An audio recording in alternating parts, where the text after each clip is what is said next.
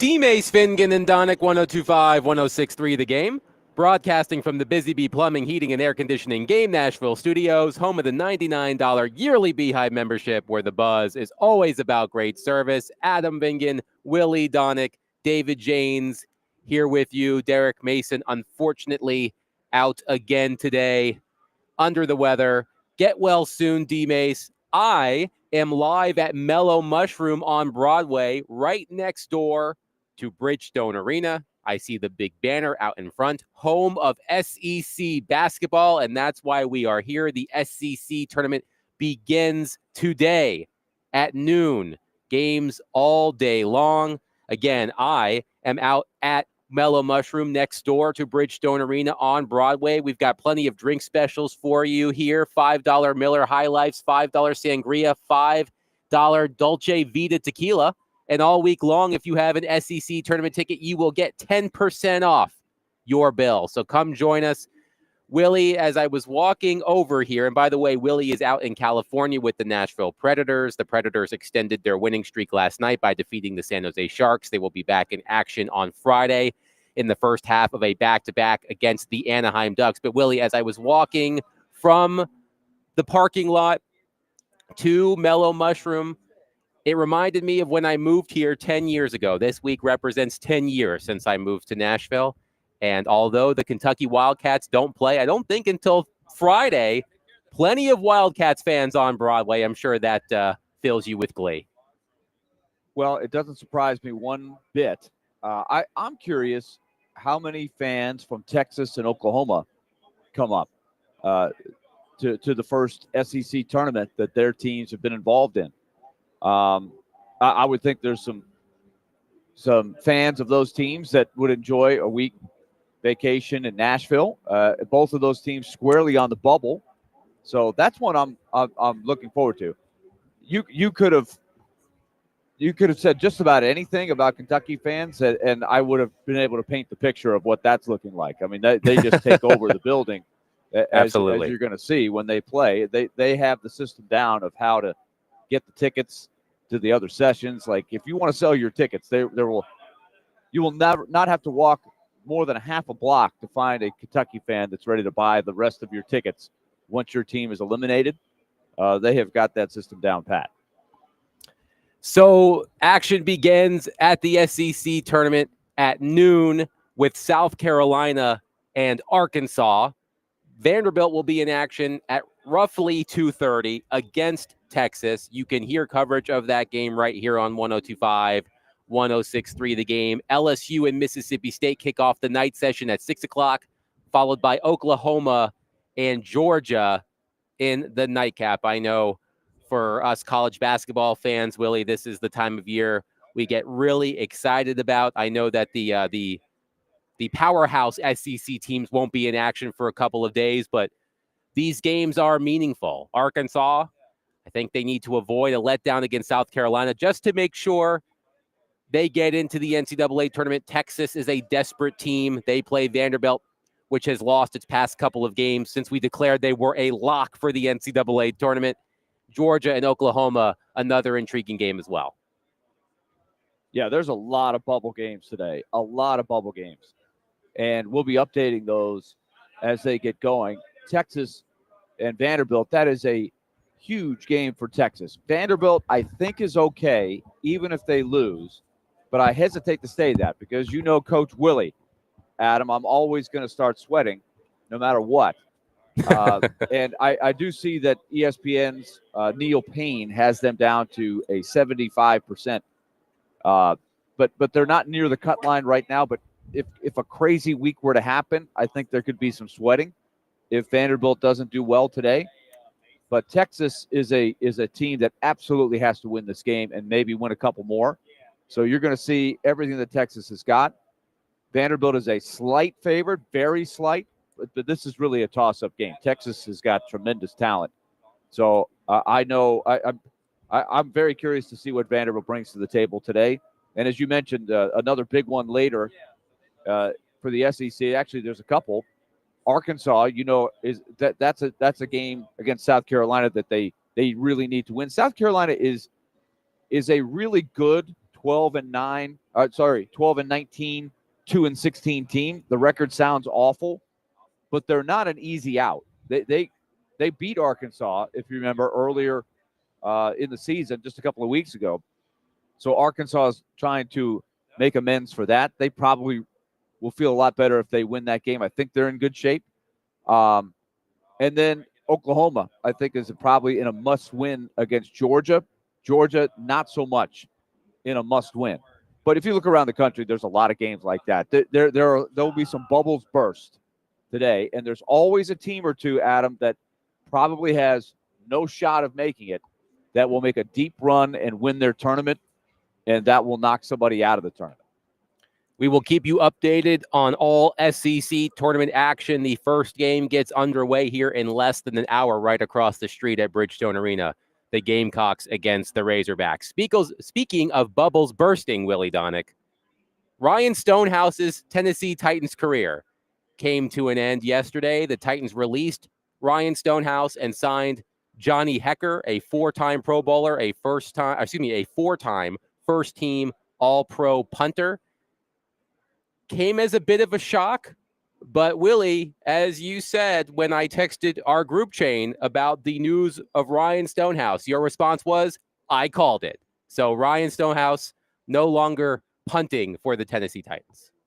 I think it's a classic lesson in it's not about how far you kick the ball. We all know that Ryan Stonehouse won the job because he could kick it a mile, right? He has an unbelievable leg, but he did not quite develop the way they wanted him to at the finer points of punting. And so a lot of the yards that they gave up last year were not directly his fault, but I think a lot of times he really did kick the ball with not enough hang time, not enough direction, pinning the ball inside the 20. I just didn't think there was enough strengths there. And so I thought this could happen. And clearly the new special teams coach, Coach Fossil, wanted to go in a different direction there. So that didn't surprise me at all. I think during the season I said several times that they probably need to open up a competition. I wasn't sure that they would cut him, but I thought that they would at least look into that. And sure enough, they did. Paul Kaharski at paulkaharski.com about the decision to move off of Ryan Stonehouse. He writes, quote, the strong-legged Stonehouse was 34th in the NFL in net yards per punt in 2024, often out-kicking his coverage. But the Titans' inability to cover punts was hardly all on him. They allowed 701 punt return yards, 100 more than anyone else in the league, and an average return of 13.9 yards. Kaharski continues, I don't know that he adapted how he was asked, but I'm also far from certain they knew what to do with him. And the special teams roster was horribly thought out, particularly at the start of the season. So they bring in Johnny Hekker, again, a four-time Pro Bowler, a four-time first-team All-Pro, history with Bones Fossil, the new special teams coordinator. To your point, Willie, Mike Herndon, also of paulkaharski.com, said this on social media yesterday, quote, Hekker led the NFL with 20 downed punts last season. His average punt distance was only 45.7 yards per punt, but his net punting average, 41.9 yards per punt, was 13th best. Titans basically went in the polar opposite direction from Stonehouse. Less distance, more hang time and precision. I think that there is a heavy belief that was much needed. And so I disagree with Paul. I think the coverage is only as good as your punter. Nobody's going to have, in my opinion, especially a team like the Titans, you're not going to have a bunch of Steve Taskers and you pick whoever you think are the best punt coverage guys in the history of the game. It's just not going to be the case. You're going to have a lot of rookies. You're going to have maybe one or two specialists in there, the gunners and everything like that. But to me, the punter has got a huge job, and he's the one that's going to dictate and set up how the coverage goes. The block punts, I don't think that those are probably on Stonehouse. I can't really blame him for that. They had some egregious screw-ups in the coverage there. But as far as covering the kicks, I do think it'll make a big difference to have a guy who has the skill set that you just described in the stats. I think there will be a dramatic. They couldn't have been any lower. In the FTN fantasy analytics that I subscribe to and follow during the season, the Titans were dead last all year long in covering punts. Mike Herndon also mentions that Johnny Hekker led the NFL by a lot in down punts. He had 20, and the next closest had 14. Stonehouse had 7. So Ryan Stonehouse. Way too many times. And this is anecdotal, but yes. But way too many times I was saying to myself as the games are unfolding, and I would text you guys when it would happen, right? Balls going into the end zone that absolutely should have been no worse than getting fair caught at the 10, right? Just think about that. The difference in the 10 yards, it may not seem like much, but a guy fair catching the ball, what do they teach you to do? You put your heels on the 8-yard line or wherever they tell you to do it. If it goes over your head, you let it go. And if it comes to you, you catch it. So if you just hang it up there, the guy's going to catch it on the 10. And that's where you start. But way too many times, Stonehouse booted it into the end zone. And you would say it's a 56-yard punt. And no return. Okay, but the net yards is only 36, right? That happened way too many times for my liking. So we will remember, maybe some of us will, we will remember the Ryan Stonehouse era of Tennessee Titans punting fondly. Another move that the Titans made yesterday, they signed safety Xavier Woods, not to be confused with the WWE superstar by the same name. The Titans signed Xavier Woods to a 2-year, $10 million deal. He played 100% of Carolina's defensive snaps last season, starting all 17 games and logging 1,218 snaps. So again, we talked about this with Dan Moore, Willie, the availability. Dan Moore didn't miss a lot of games, barely has missed games in his NFL career. They signed a safety in Xavier Woods, who played 100% of the Panthers' defensive snaps last season. So for $10 million over 2 years, again, to borrow a phrase from Floyd Reese, I don't know Xavier Woods, the football player, from a jar of Vicks. But the fact that he played every single defensive snap for the Panthers, I like that right off the hop. Yeah, and I'd be lying if I told you that I knew much about his game. So I'll just go with what Tehran has put in there. Likely starter, right? Opposite Amani Hooker. I noticed they kept a couple of other defensive backs that they liked at bargain prices that sort of got in there. So I think that's a smart pickup. They've been more measured, I think, with their free agent spending, probably out of necessity. I don't think they could have, if they wanted to, splurge like they did for a second straight year. You run out of cap space, it wouldn't be very smart. But let's hope that they found a fit for Denard Wilson. Field Yates, also of ESPN, mentioned over the last 7 seasons, Xavier Woods has started every game he has played. His snap percentage for those 7 seasons, from most recent, 100, 100, 99, 97, 97, 96, 91. So again, I don't know much about Xavier Woods, the football player, but the fact that he is on the field for basically every play, every season, you can't argue with that. 615-737-1025. Come out and see me. I am on the rooftop of Mellow Mushroom right next door. Paint the picture. Sure, here, absolutely. Adam. So I am on the rooftop. It is a beautiful, beautiful sunny, no clouds in the sky kind of day here in Nashville. I'm overlooking the Bridgestone Arena Plaza. The giant banner, which is usually a Predators banner, has been replaced by an SEC banner that says home of SEC basketball.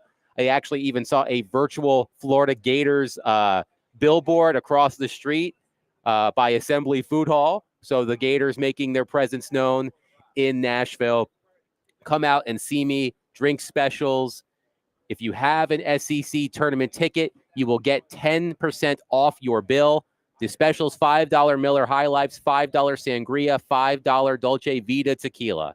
So catch some basketball, have some pizza, have some drinks. Enjoy this beautiful day in our city. 615-737-1025. We also bid adieu, Willie Donick, to a beloved member of the Tennessee Titans. We will discuss that coming up next.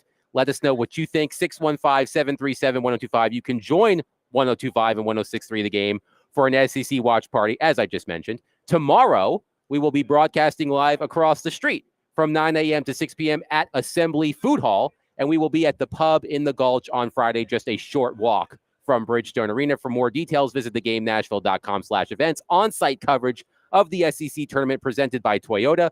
Fuel your adrenaline at Toyota.com. Toyota, let's go places. Also brought to you by Guinness, the new Cumberland.com, Volunteer Hose and Gasket, and Sloan's Motorcycle and ATV.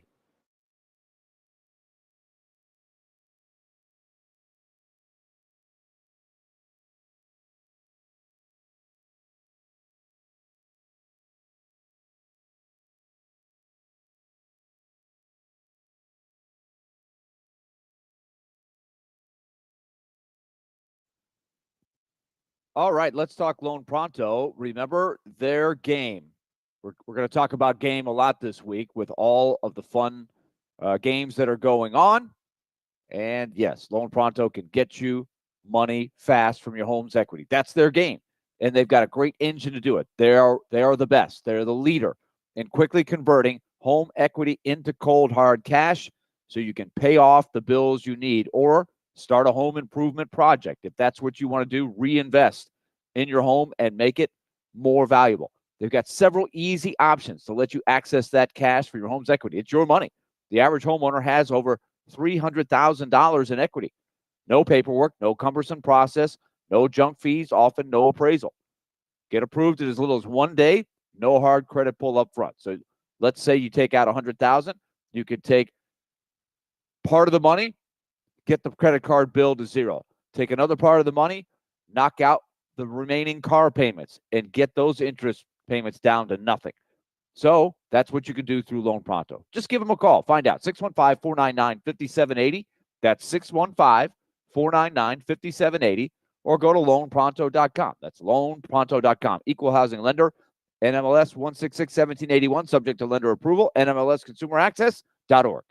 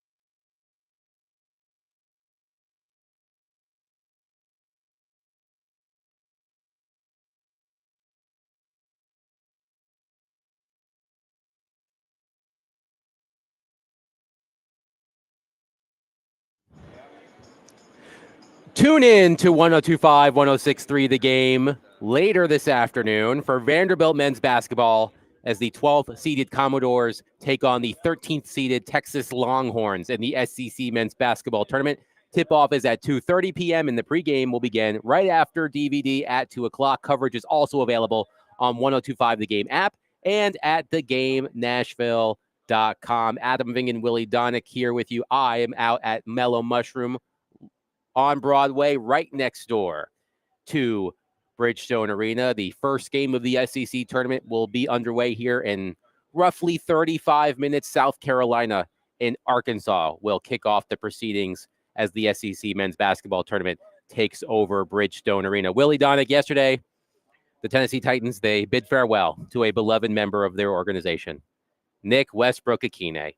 Nick Westbrook-Ikhine agreed to terms with the Miami Dolphins on a 2-year, $6.5 million deal with $3.2 million guaranteed. And Willie, when I saw this report, I was actually kind of surprised that the Tennessee Titans didn't make a run. Well, I mean, I presume they did make a run.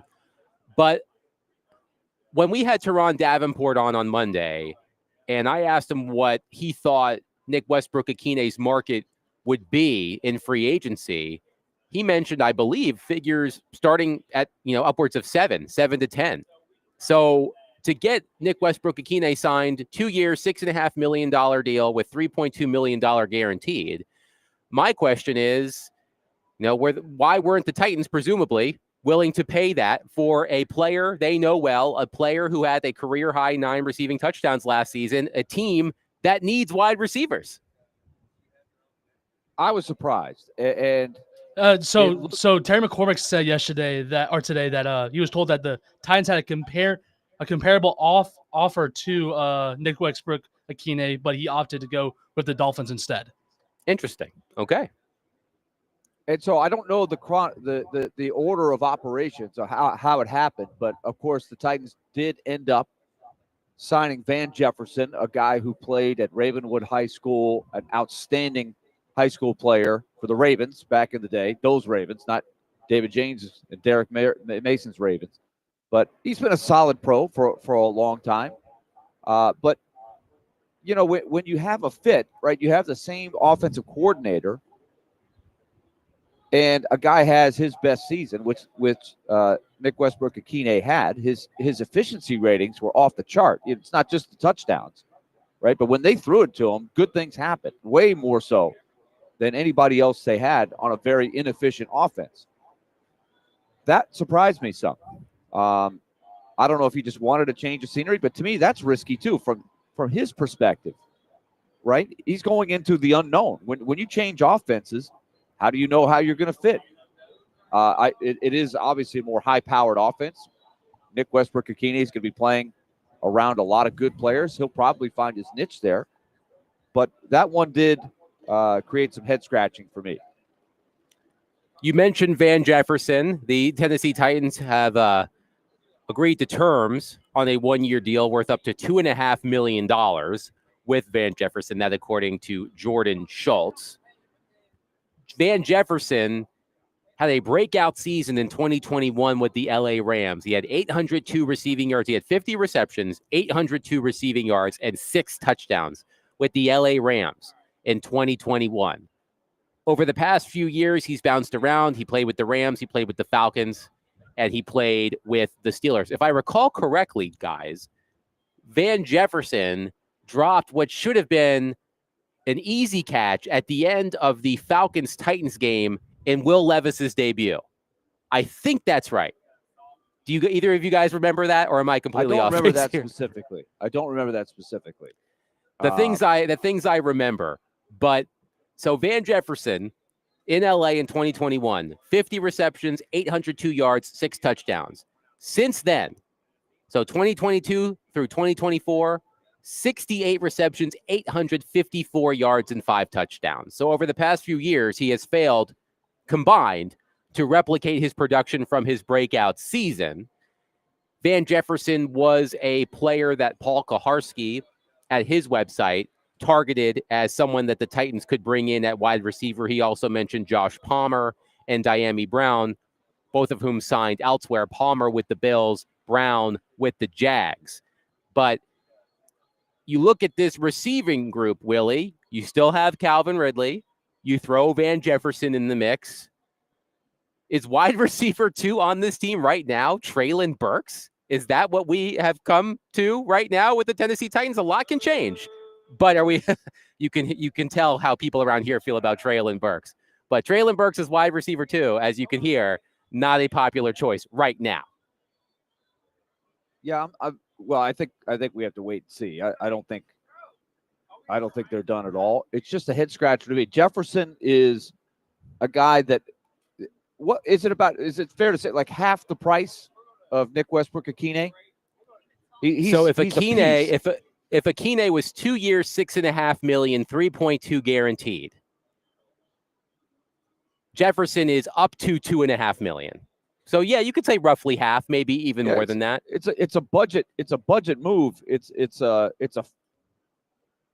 I guess I would say that's an exploratory pick. I don't know. This is where we need the wide receiver translator to find out. And D-Mace is on the shelf, so I'm sure he's calibrating all of this. But I don't know enough about where Van Jefferson plays and thrives when he's playing well. But he looks to me to be a secondary piece without question. I mean, they're moving on, I'm sure, from Tyler Boyd, right? Yes, he remains. Nick Westbrook-Ikhine, he remains on guys that you knew exactly where they were playing in the offense, even though that offense again struggled all year.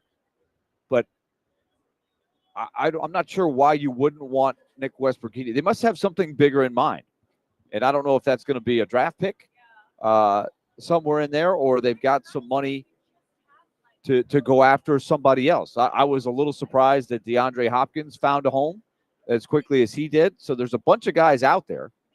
So let's see what they have up their sleeve. But they're certainly not done. I think I would be pretty confident in saying that. But this was a little bit of a head scratcher to me. So you've got Calvin Ridley, you've got Treylon Burks, you've got Bryce Oliver, Mason Kinsey, Colton Dowell, Jaquan Jackson. Those are the receivers on your roster right now. And if we are under the assumption that the Titans, by the fact that they have stayed out of the veteran quarterback market, are drafting Cam Ward, again, this is an incomplete picture. We know they've signed Dan Moore to shore up the offensive line. He plays left tackle. J.C. Latham, presumably, again, plays right tackle. They don't have any edge rushers, really. They're still looking for help at wide receiver. So it's an incomplete picture of this situation. But right now, I mean, how do you feel about the direction the Titans have gone in free agency? Again, it is an incomplete picture. I know that it is easy to look at the first few days of free agency and say, what are the Titans doing? But Willie, how do you feel about what the Titans have added and subtracted over the past few days with the opening of the legal tampering period in free agency? They're clearly taking a different approach with how they're going to spend the money. They've addressed their biggest glaring hole, and I think they feel like just having that filled. Forget about if this guy, we talked about it yesterday, Dan Moore is overpaid. That's what you have to do to go get somebody who's got his pedigree, at least as a starter. And I know he wasn't a great starter, but he started every game for 4 years, and he's only 26. So you hope that is going to improve your offensive line. We still don't know where they're going with quarterback, and there's no doubt that at wide receiver now, this is a big question mark here. I'm still trying to figure out the Van Jefferson thing. He, like you said, he has not been productive for a couple years. When you get down to it, he's missed a lot of time. What do they see in him? They paid him a little bit of money. We've talked a lot. We went through a big laundry list of wide receivers that are at different stages of their career. And Van Jefferson is now 29. So all these guys are flawed, but they have to be looking at their depth chart, because how many wide receivers are you going to pick? They don't have that many picks unless they hit on a 5th rounder or something like that. They've got to have another veteran come in there somewhere. So it's a very incomplete picture right now. They could use that second round pick, that high second round pick on a wide receiver. They could also choose to use that on an edge rusher. And if they choose one, they don't have a third round pick, right?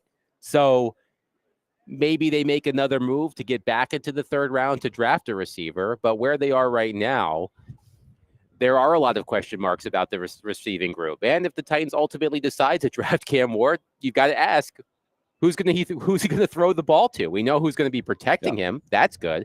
But we still need to decide who he's going to throw to.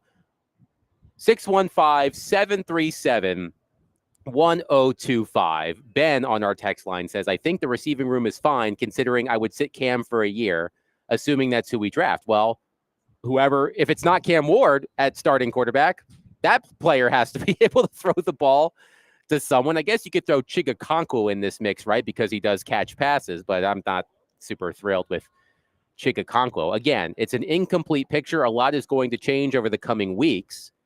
But the receiving situation is interesting to me. Based on what we had heard from people in the know, I thought that Nick Westbrook-Ikhine, with the amount of touchdowns he scored last season, was going to price himself out of Tennessee. It sounds like he didn't. It just sounds like he decided to go to Miami. And you mentioned it, Willie. It's he goes into a situation there. They have Tyreek Hill. They have Jalen Waddle. So he settles into a complementary role. But I wonder if Nick Westbrook-Ikhine left a bigger role with the Titans on the table, considering what their receiving picture looks like right now. It would be one thing if they paid him a big chunk of money to leave. I would have to think, though, that it was reasonable for the Titans to match that offer. I don't know whether they did or not. And I would say that, look, this comes up in hockey way more than it does in football, but staying in Tennessee, the tax situation, I guess Florida's got no tax either, but I would think the cost of living is a little bit better. Your money stretches a little bit more. If the money's close, wouldn't you stay in the system where you know where you fit? You just had your best year by far. They know your skill set. They know where you fit in the offense. That I'm puzzled by this. I wonder how surprised the Titans were with this. And so, just looking at Van Jefferson's numbers, I don't know if they look at those two as one replaces the other in the role, or is Van Jefferson more the replacement for Boyd or just somebody else? They need more than one, right? And this is the argument I've been making for it's hard to address every single need on the roster, which is why I continue to lean towards, unless you are really enamored with Cam Ward, getting a few extra picks and trading down a few slots. That's where you can address these kind of things in the draft. 615-737-1025. Your thoughts on the state of the Tennessee Titans wide receiver group. Any suggestions, which we will discuss coming up next, because there are still some intriguing names on the market. 615-737-1025. You can catch me at Mellow Mushroom. I am across the street from Bridgestone Arena. The SEC tournament is about to get underway. South Carolina and Arkansas tipping off in roughly 20 minutes. Again, I am at Mellow Mushroom, craving the best pizza in Nashville. Mellow Mushroom on Broadway has you covered. Hand-tossed dough, premium ingredients, and flavors you'll love. Drink specials. If you have an SEC tournament ticket, you will get a discount off your bill. So come see us on this beautiful sunny day in Nashville, Tennessee. We will take your reaction to the Tennessee Titans wide receiving situation coming up next. Adam Ving and Willie Donick, 102.5, 106.3 The Game.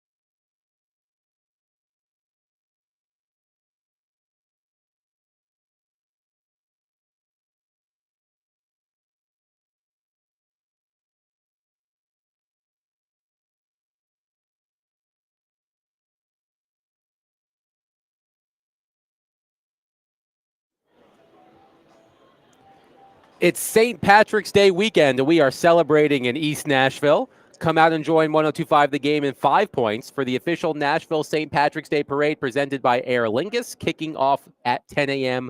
on Saturday. Live Irish music, drink specials, and family fun all day long.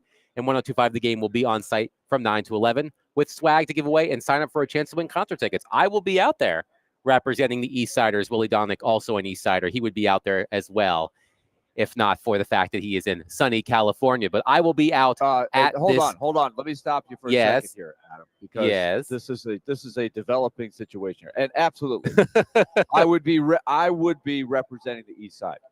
But here's the problem with sunny California. It's a misty rain. I feel like I'm in like the coast of Massachusetts on a cold like February day. We're not getting a good draw here. We got the palm trees. We're staying at a real nice place because it's a day off for the team, and it's a steady misty rain, and it's in the forecast all day. This is Southern California. What kind of deal is this? Yeah, you're getting a raw deal, it sounds like. It is a beautiful, sunny, warm day. It is a beautiful, sunny, warm day here in Nashville. I have a patio. I got the setup here, but it's raining. You can come out and see me on Saturday at the Nashville St. Patrick's Day Parade in 5 points in East Nashville. Looking forward to being out there. So, Willie, we're talking wide receivers. And there are still some intriguing names out there, some name brand players. As we've talked about, they're in the bin. They're in the discount bin. Well, you hope they're in the discount bin. They're in the discount bin, whether it's at the video store. Remember when video stores were a thing? Kids these days, they don't know how good they have it. You used to have to go to a store and rent a movie, and you had to hope that the movie you wanted to rent was there, because sometimes it wasn't. And then you had to do this thing called rewinding VHS tapes. This is all a foreign language to a lot of our listening audience, but they are all in the bin. And there's one name out there who could become available today. A few weeks ago, there were reports that the Los Angeles Rams were preparing to trade Cooper Kupp, or were planning to trade Cooper Kupp. And it sounds like, since they haven't been able to find a taker, they are planning to release him, I think, at some point today. If it hasn't happened already, I believe the reporting said that if they can't find a taker by the start of the new league year, which is today, that he would be on the market. So when we talked about this initially, you and Derek were hesitant. You did not want to trade an asset for Cooper Kupp at this stage of his career.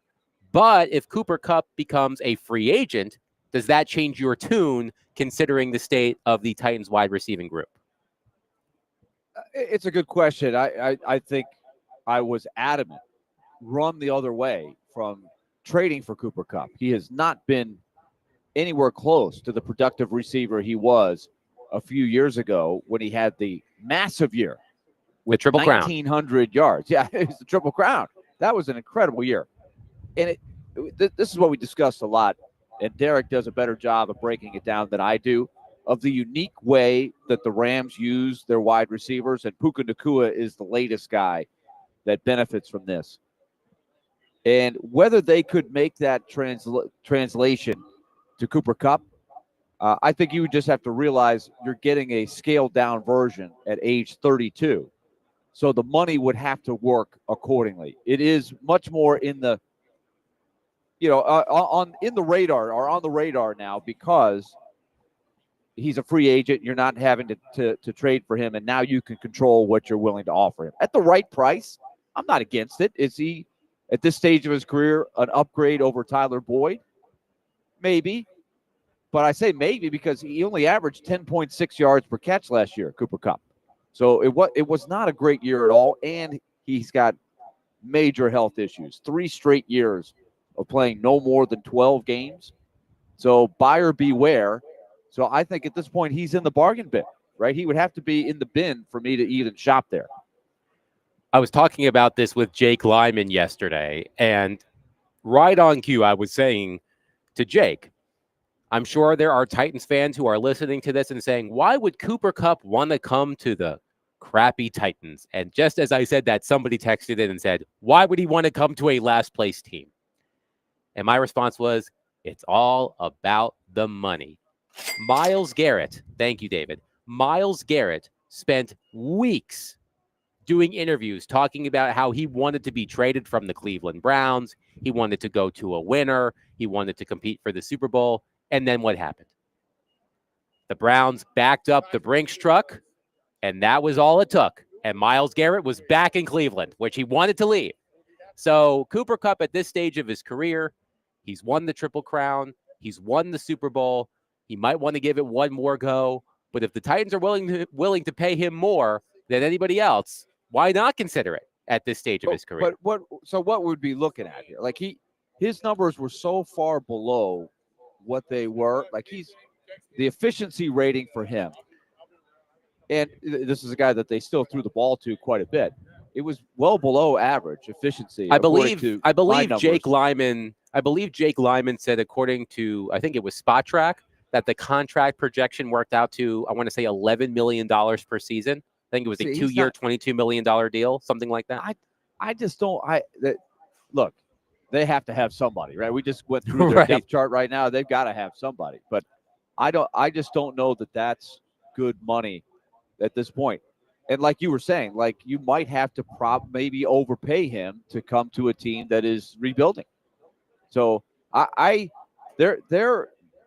very curious what their plan is here. And there's a lot of guys out there. Like, who are other options? I think I need to know. Like, all right. So here are some of the other veteran options. You got in the bin. Show me what you got. Here are some of the other veteran options in the discount bin. Again, discount might be used loosely in this situation. Stephon Diggs, as far as I know, has not been signed. Amari Cooper, as far as I know, has not been signed. Keenan Allen has not been signed.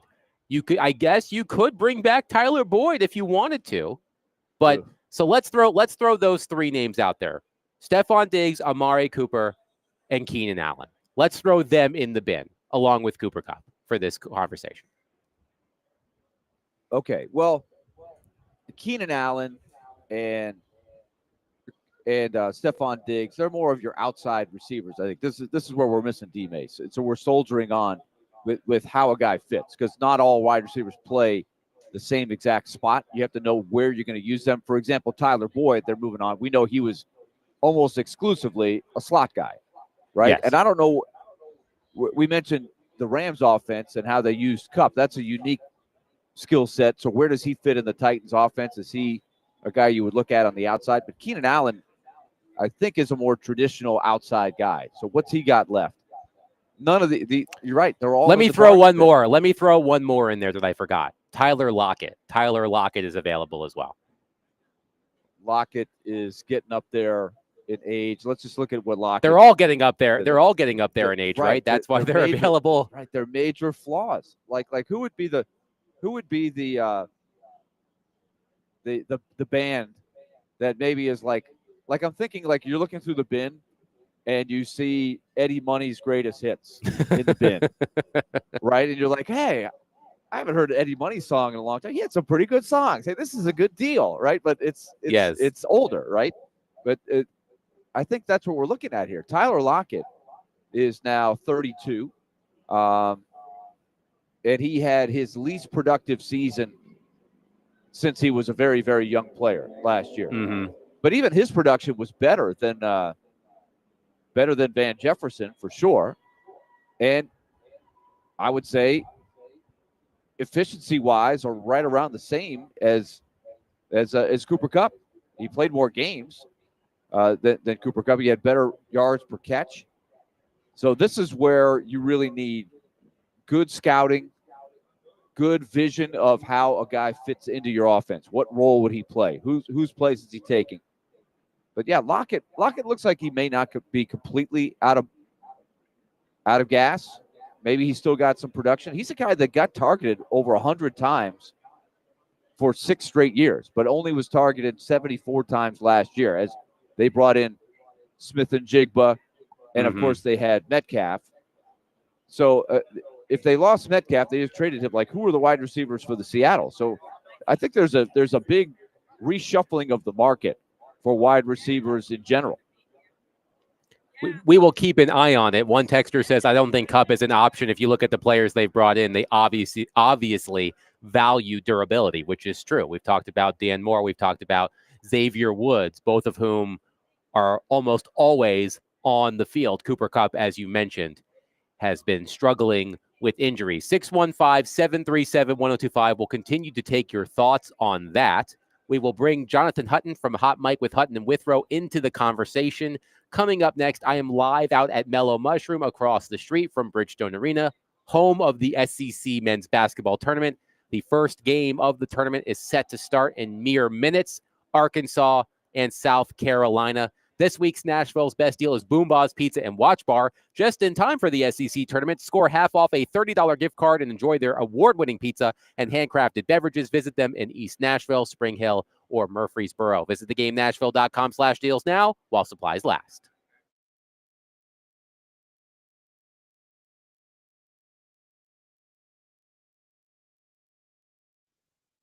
All right, let's talk Lead Company. The Predators, who are sponsored by Lead Company, especially our radio coverage, which continues this week out in California. Nashville won their fourth consecutive game last night. They beat the Sharks, and Steven Stamkos scored another goal. So he has caught another player on the all-time list. He's now tied for 22nd with Mark Recchi. So congratulations to Steven Stamkos. A good win for UC Saros last night. He's now 5-2 since the Four Nations face-off. Meanwhile, Lead Company continues each and every day to do their business around Middle Tennessee. They've been in business since 1944. And if you are itching for some March Madness action, you want to go watch some games, you want to get down to Bridgestone Arena, or you want to just kick it for some lunchtime action and maybe take the rest of the day off at work and just watch some hoops, I don't blame you. But maybe you got a nagging maintenance problem at work or something you got to get done. Maybe your wife has been telling you, look, get this thing fixed. We've got to get this fixed. They've got general maintenance at Lead Company. Their department's ready to help you. 615-567-1000, or just make an online appointment at leadcompany.com. Whether at work or whether at home, they'll take care of that problem for you. General maintenance, Lead Company, 615-567-1000 or leadcompany.com. It's Lead Company, proud sponsor, Nashville Predators.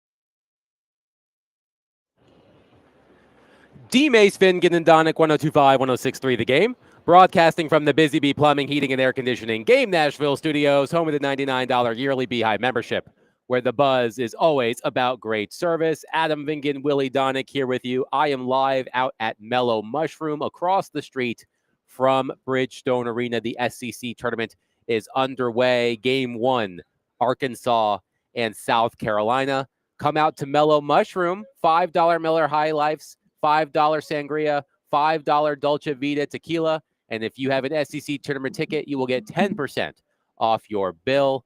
So come out, enjoy this beautiful day with me, have some pizza, have some beverages, catch some basketball. We are joined now by our good friend, Jonathan Hutton from Hot Mike with Hutton and Withrow. Hutton, we, of course, have been talking about the first few days of NFL free agency.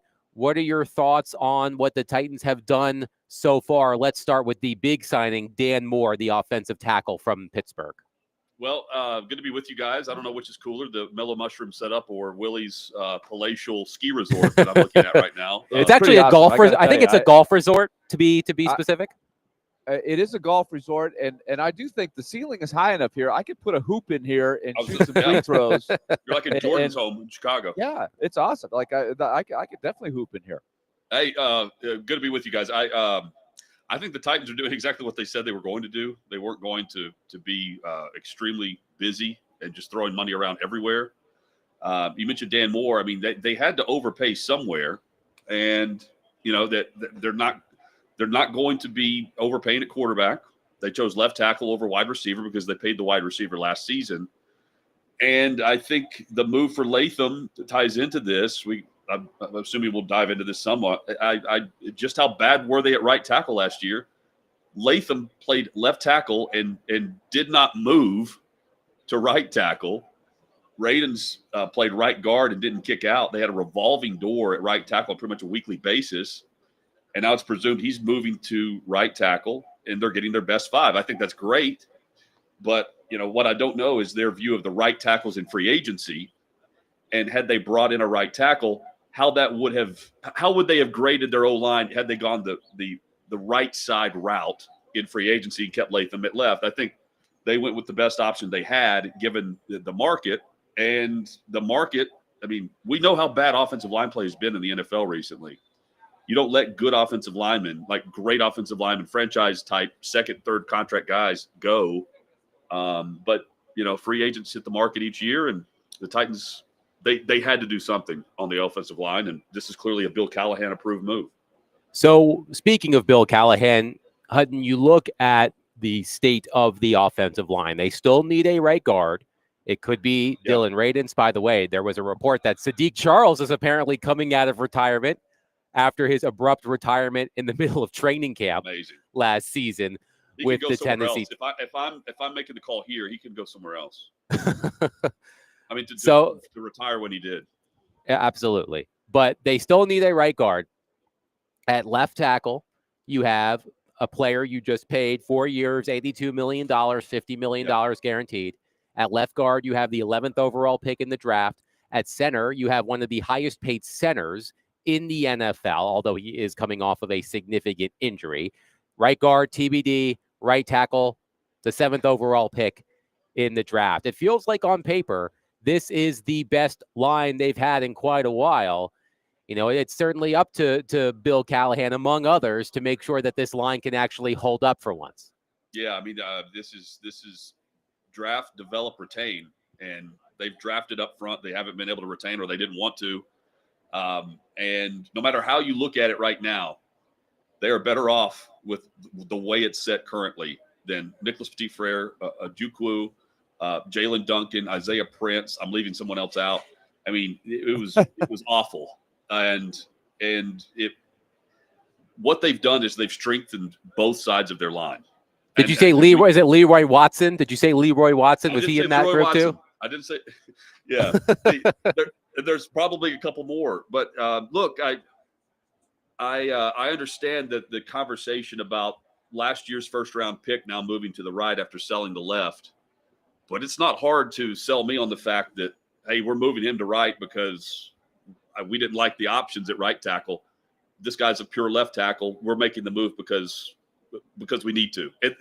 they needed to. I wish looking back on it, they would have rotated some guys more than what they did to get the best 5 out there week to week. But I think the Cushenberry injury played a huge factor in that. And at right guard, Radens could be back, but they need they certainly could use an upgrade. Let's put it that way.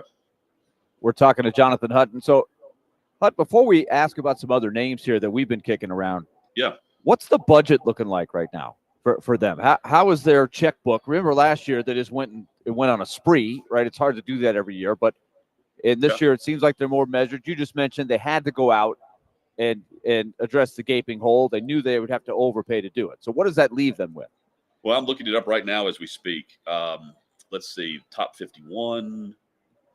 They've got Willie Space says currently on over the cap, it says 66 million in cap space.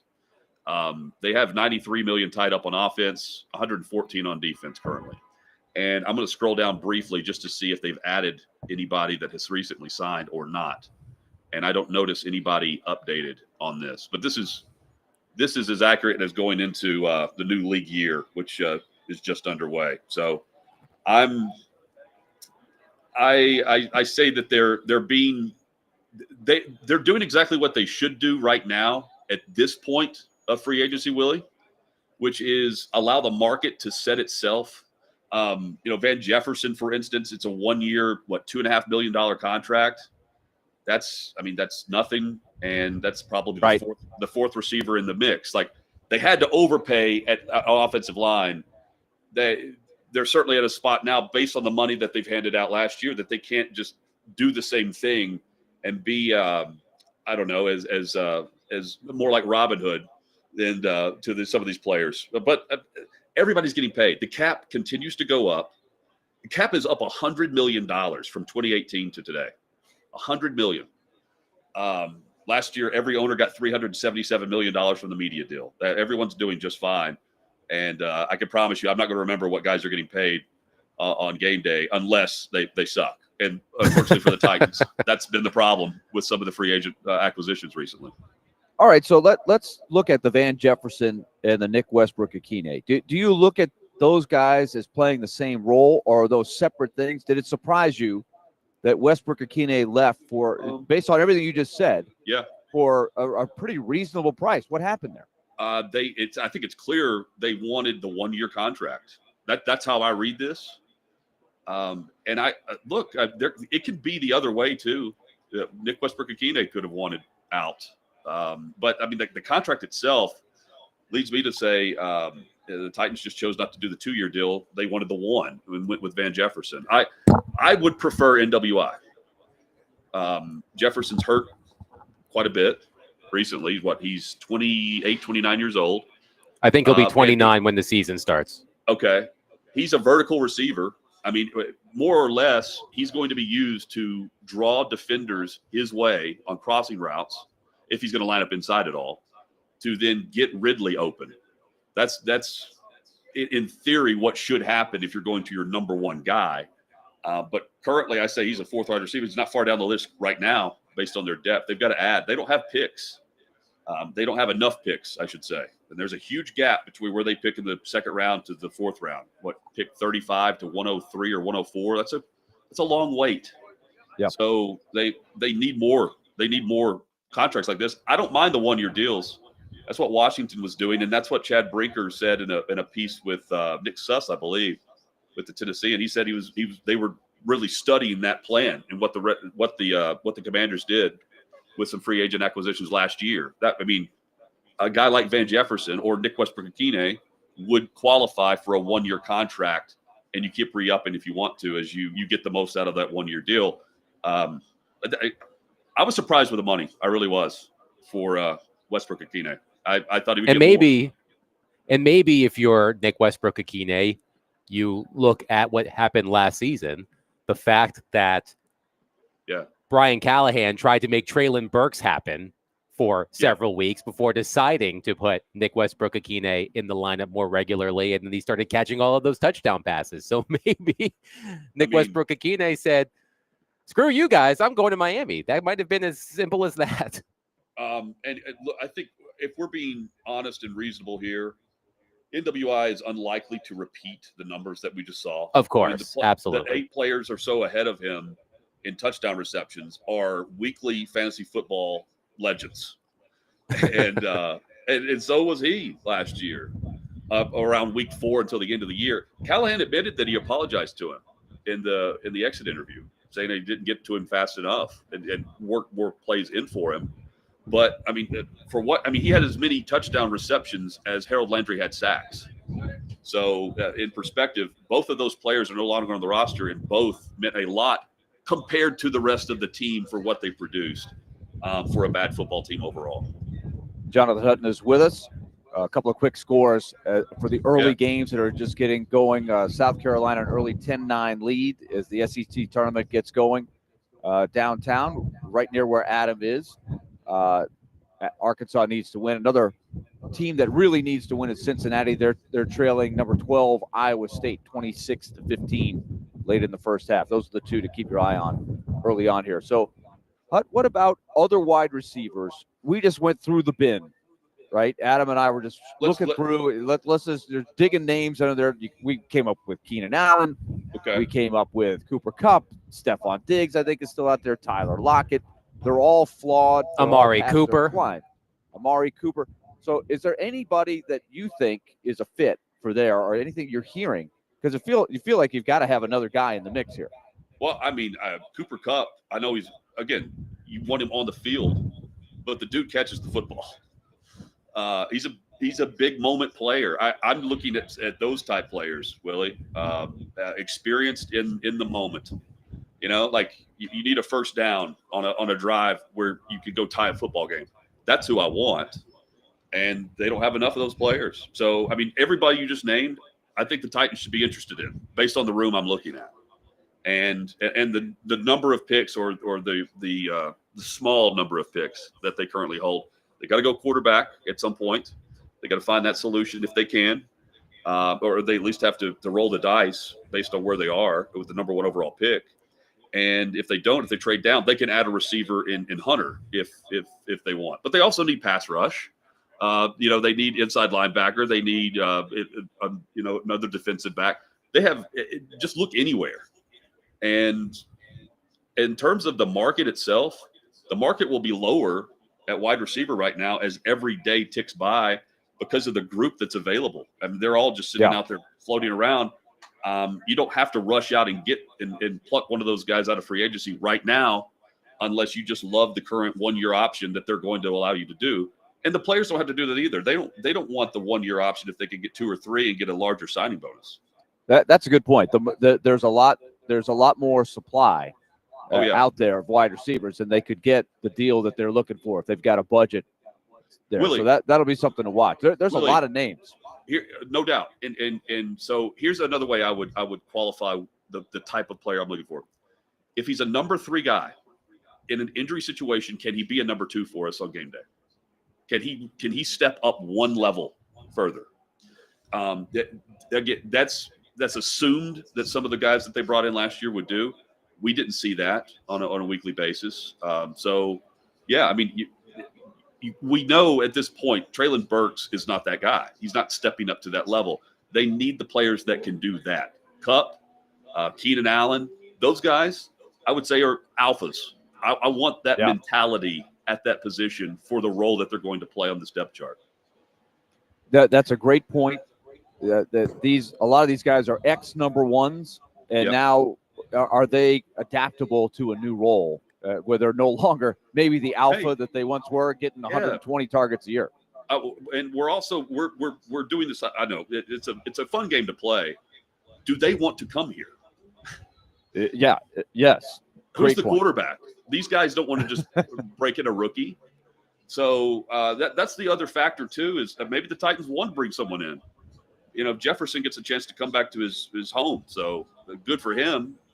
And he goes ahead and signs. That way he's not floating out there when August rolls around. 615-737-1025. Jonathan Hutton is going to stick around for another segment. 615-737-1025. A quick score update right across the street. Arkansas and South Carolina. Arkansas with a 19-17 lead against the Gamecocks roughly 8 minutes into the first half. 615-737-1025, and you can tune in to 1025, 1063 The Game for updates of the SEC men's basketball tournament like the one you just heard. Today through Friday, presented by Toyota. Fuel your adrenaline at toyota.com. Toyota, let's go places. Also brought to you by Guinness, the new Cumberland.com, Volunteer Hose and Gasket, and Sloan's Motorcycle ATV.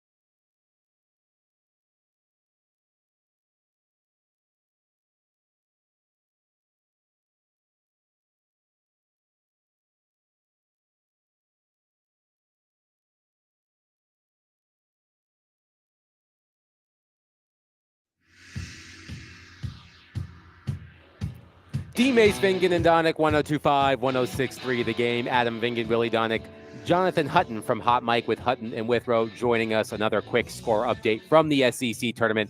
I don't think it's changed since the last time I told you. 1917 Arkansas against South Carolina, roughly halfway through the first half, right across the street here at Bridgestone Arena. Hutton, Willie had a question for you about a recently ex-Titans player. Yeah, Hud, I wanted to hit you about your thoughts on how it unfolded with Harold Landry. Let's wind it back to when they first announced that they had allowed him to seek a trade, which is always the warning sign of, wait a minute, this guy makes more money than we're willing to pay. So what do we do? I thought they might ride it out for one more year, even though he makes a lot. He's just a good, solid pro, and they had the money. Like you said, this cap has gone up so much, they probably have room to keep him, unless they're going to throw a boatload of money at a quarterback.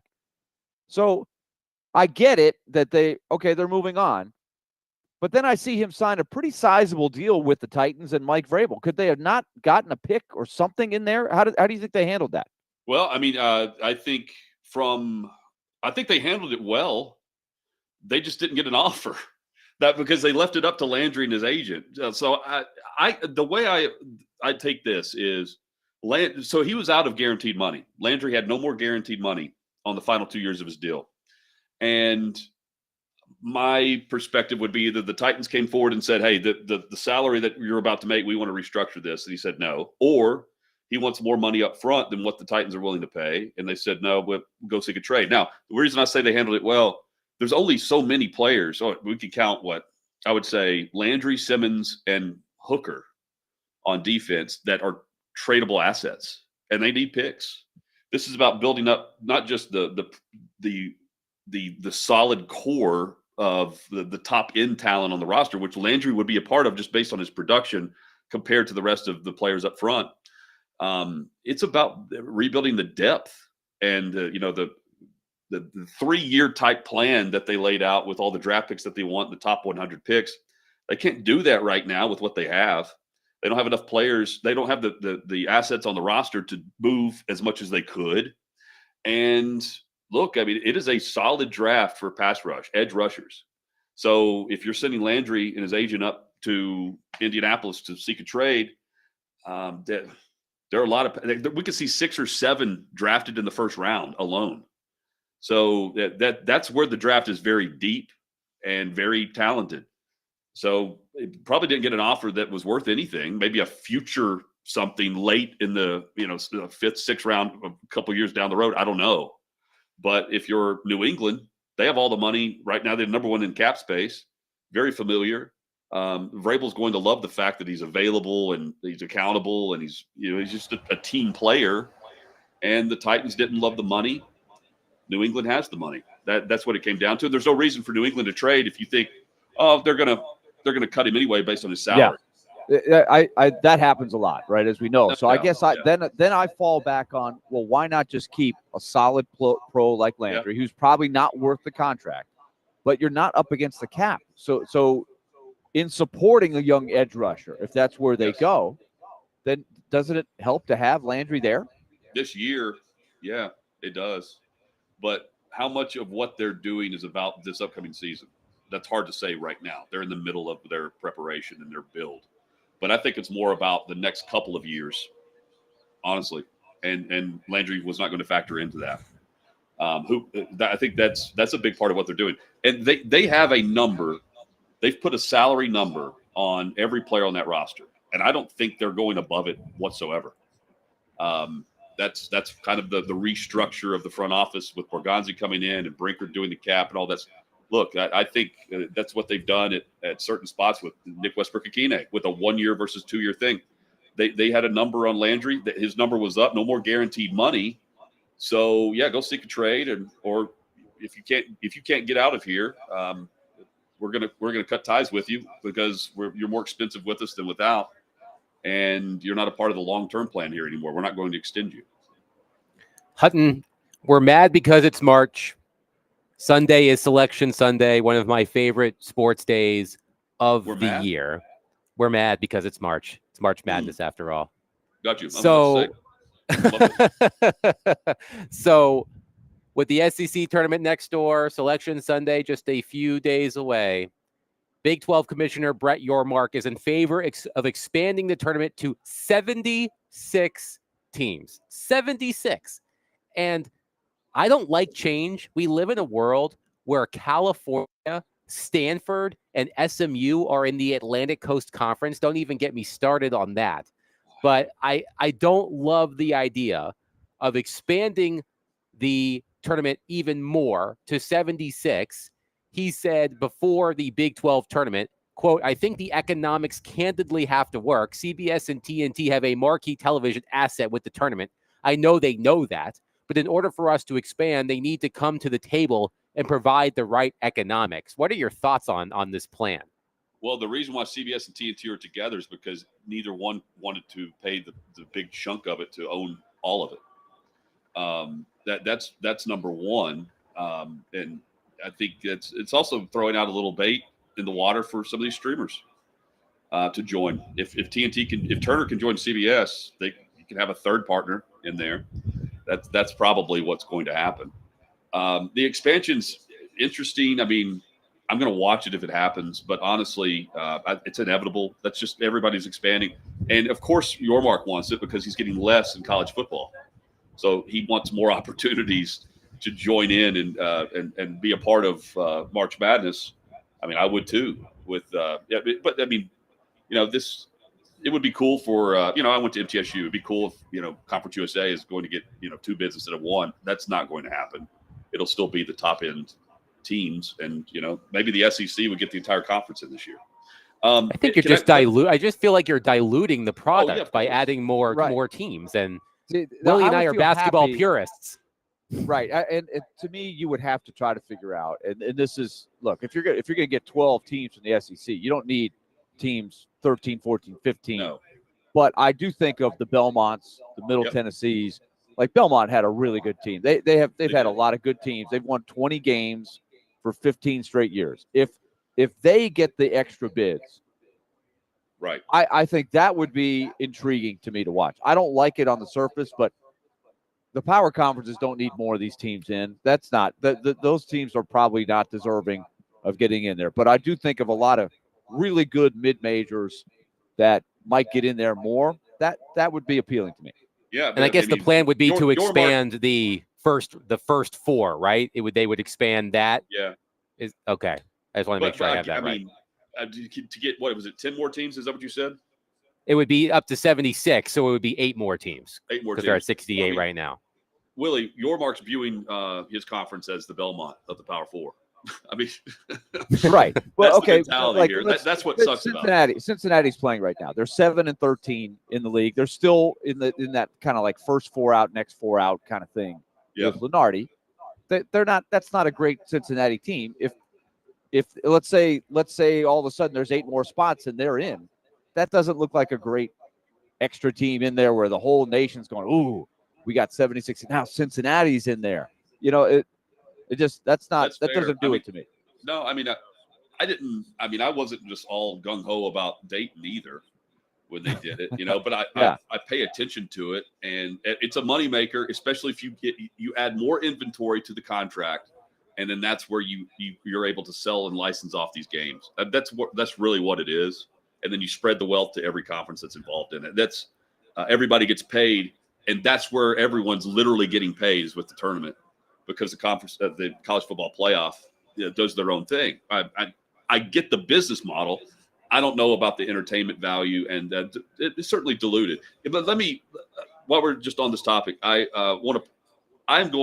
think this Sunday is really the first time I'm going to it'll be jarring to not have Greg Gumbel on CBS. Oh yeah. Yes. And just thinking about that. I think a lot of the sporting audience I think that'll be number one that they'll recognize because he was the host of March Madness. I'm going to unveiling the brackets will never be the same. I love Greg Gumbel on there and how he was very versatile in every role he could play. I'm not saying I didn't know about everything that happened. I'm saying I think this is where I'll miss him the most.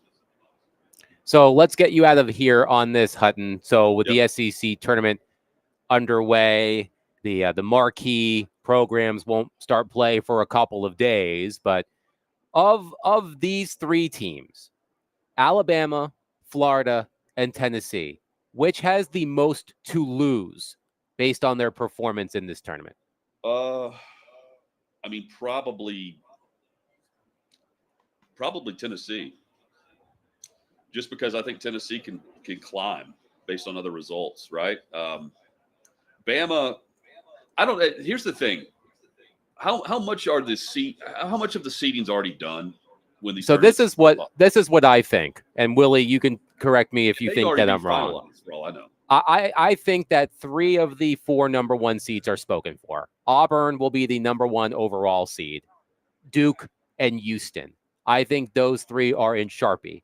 That 4th spot is up for grabs with, I think, those 3 teams I just mentioned. Okay, but so with a loss, who falls past the next best, 2 or 3 seed? Is what I'm looking at. I'm saying, like, who has to go out west whenever it matters? That's a good question. What do you think, Willie? I think the Vols, just based on not cracking the number 1 seed initially. But again, and I think we already kind of know where Bama and Florida would be personally. And you're saying, like, lose straight out of the gate or something? Well, I mean, at the same time, Tennessee did lose its first game in the SEC tournament last year. Yeah. I think they ended up being a number 2 seed and made it to the Elite 8 and had one hell of a game with Purdue. And Auburn wins with a Final Four trip on the line. Yeah. So and Auburn wins and they lose to, was it Princeton or Yale? I can't remember which Ivy League school it was last year. It was Yale. Yale. What do you think, Willie? Well, I think your question is the key one, Hutton. That is, how much have they already decided that it's more the regular season that's going to determine the seeding than the performance in these tournaments? Because you just gave 2 good examples. A team that loses early in the conference tournament ends up in the Elite 8. A team that makes a great run, wins the conference tournament, loses in the first round. So I think they used to probably weigh the day-by-day doings in the tournament more than they do now. Now I think there's more of an emphasis on the metrics and how it shakes out in the net ratings, which I think they trust a lot more. They value a lot more than the RPI that was really flawed back in the day, and for better or worse. I'll use Vanderbilt. A couple years ago, they made a really nice run. They beat Kentucky in Nashville, and I thought, wow, now there's a win that's going to make some noise and show that they deserve to be in. But their net was in the 70s. It didn't raise that much. It just didn't. You don't see the big wild swings, and you just didn't hear any noise around the country to change where they were kind of fitting on the Lunardi watch. Lunardi didn't seem to bat an eye. So the tournament committee it's evolved some. And so I don't know that the day-to-day happenings in a conference tournament sway it as much as it used to. Yeah, and I think, too, like, what do they want to avoid in the second round with rematches? I don't know that answer. Yeah, that's what we asked last week. I don't know how they do that. Just trying to disperse 12 or 13 teams around the country. So that could factor into what you do in the tournament. And also Auburn, with what they've done recently. Bama is coming into a win over Auburn. You got, but meanwhile, Tennessee with their recent production, and Auburn could fall where if they lose early. Just based on what that. But they shouldn't. All I've been hearing is that there's not a really bad loss in the SEC because the conference is so strong. Well, if you lose early, then you're probably still the team that the committee views you as last week. And therefore, they kind of already have you penciled in. It's just a matter of, are you in the South or the East? Yeah, I think, I mean, the only way I think that Auburn moves off the number 1 overall spot, and to be honest with you, I don't know if there is any way that they can, just because their regular season has been so dominant. Right. If they lose in their first game and Duke wins the ACC tournament, but then again, Duke is in a weaker ACC. So, I mean, I think Auburn, so, I mean, it's interesting, but I'm looking forward to all of the action at Bridgestone Arena, which is underway right now. Jonathan Hutton from Hot Mic with Hutton and Withrow joining us as he does every Wednesday. Hutton, great stuff. Thank you for sticking around for an extra segment today. Yeah, thank you for having me. And larger crowds on a Wednesday at Bridgestone. I'm all for it. Here we go. It's a basketball conference.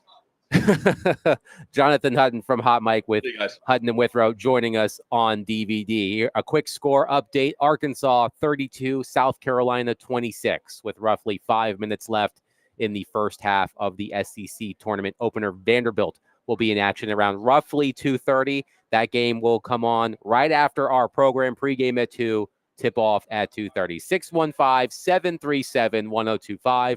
We will get back into the NFL discussion.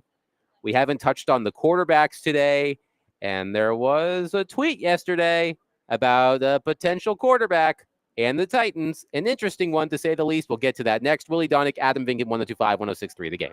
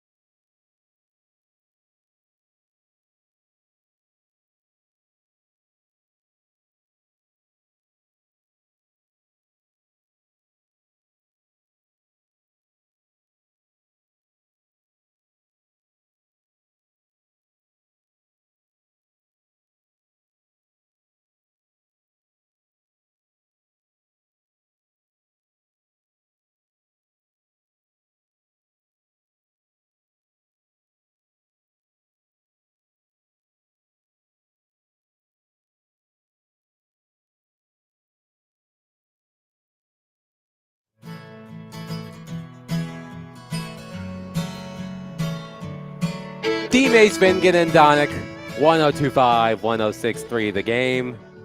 Willie Donick, Adam Vingan here. I am live out at Mellow Mushroom, right across the street, actually right next door, I should say. Same side of the street, right next door to Bridgestone Arena, where the SEC men's basketball tournament is underway. The Razorbacks have opened an 11-point lead against South Carolina late in the first half. So John Calipari and crew, double-digit lead late in the first half for the Razorbacks against the Gamecocks. Willie Donick, I noticed this tweet cross my timeline yesterday, and we know that quarterback is always a hot topic, regardless of who that quarterback is. So if it's keep an eye on insert quarterback here in the Titans, it's going to be worthy of discussion, even if for a little bit.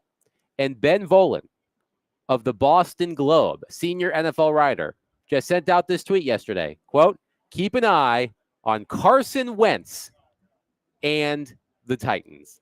And I think we are all operating under the assumption that Cam Ward will be the number one overall pick in the NFL draft. He will be the starting quarterback for the Tennessee Titans. If recent history shows us anything, the Titans will need a backup quarterback who can play, because we've seen the backup quarterback around here in recent years. So Carson Wentz, how do you feel about the idea of Carson Wentz being the veteran backup spot starter, whatever you want to call it, for the Tennessee Titans, according to that report? So are you saying that if they were to go down the Carson Wentz road, it would be to be the placeholder for Cam Ward? That they would be taking? Well, no, I am not saying. I'm not. What I mean is, we have seen in recent years that the backup quarterback for the Tennessee Titans has had to see meaningful action. So if they draft Cam Ward, who knows what they decide to do with Cam Ward? If they start him right away, if they bring him along slowly, I know that backup quarterback is a fun topic to throw around out there. But the idea of Carson Wentz being that guy, I'm curious how you feel about that. Well, to me, it all depends. Like I think in the exploratory frontier, Carson Wentz is out there. We know that. And Carson Wentz has been on the frontier for a while. If he signs with a new team, which it looks like he will, that will be 6 teams in 6 years. Now, I don't know if that's a record at any position, but has there ever been a person who has played for 6 NFL teams in 6 years? Is that possible? That's one that 6 teams in 6 years. 6 different yes, teams. I would absolutely have to call. I can't, because he would have had his final season, and he would have had his final season in Philadelphia in 2020. His ill-fated year with the Indianapolis Colts, then another ill-fated year. A lot of ill-fated years for Carson Wentz.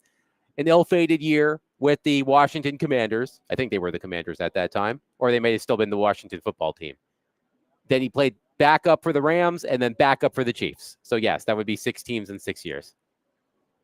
So in the frontier of what do you get with Carson Wentz? It's been a long time since he's played meaningful games. He's 32. He's had opportunities, right? And the Indianapolis year is weird because if you look on the surface, the stats don't look that bad. QBR is not bad. 27 touchdown passes, 7 interceptions. They went 9-8. It's not like they were awful, but it just didn't sit well, right? There was the COVID thing, and they were on the Hard Knocks regular season, and he didn't come over. He just didn't come across very well, right? And since then, nobody's really signed up to say, be our guy. So what has he learned in the backdrop, in the shadows, the last 4 years playing for teams like the Rams and the Chiefs, right? 2 teams that are really good at knowing what's going on with offenses. Is it possible that he's learned some things and he's ready for another shot? If he's dirt cheap in the bin, Adam, to use our other analogy, then okay. But it's just like do you really have time at 33 to be the late bloomer?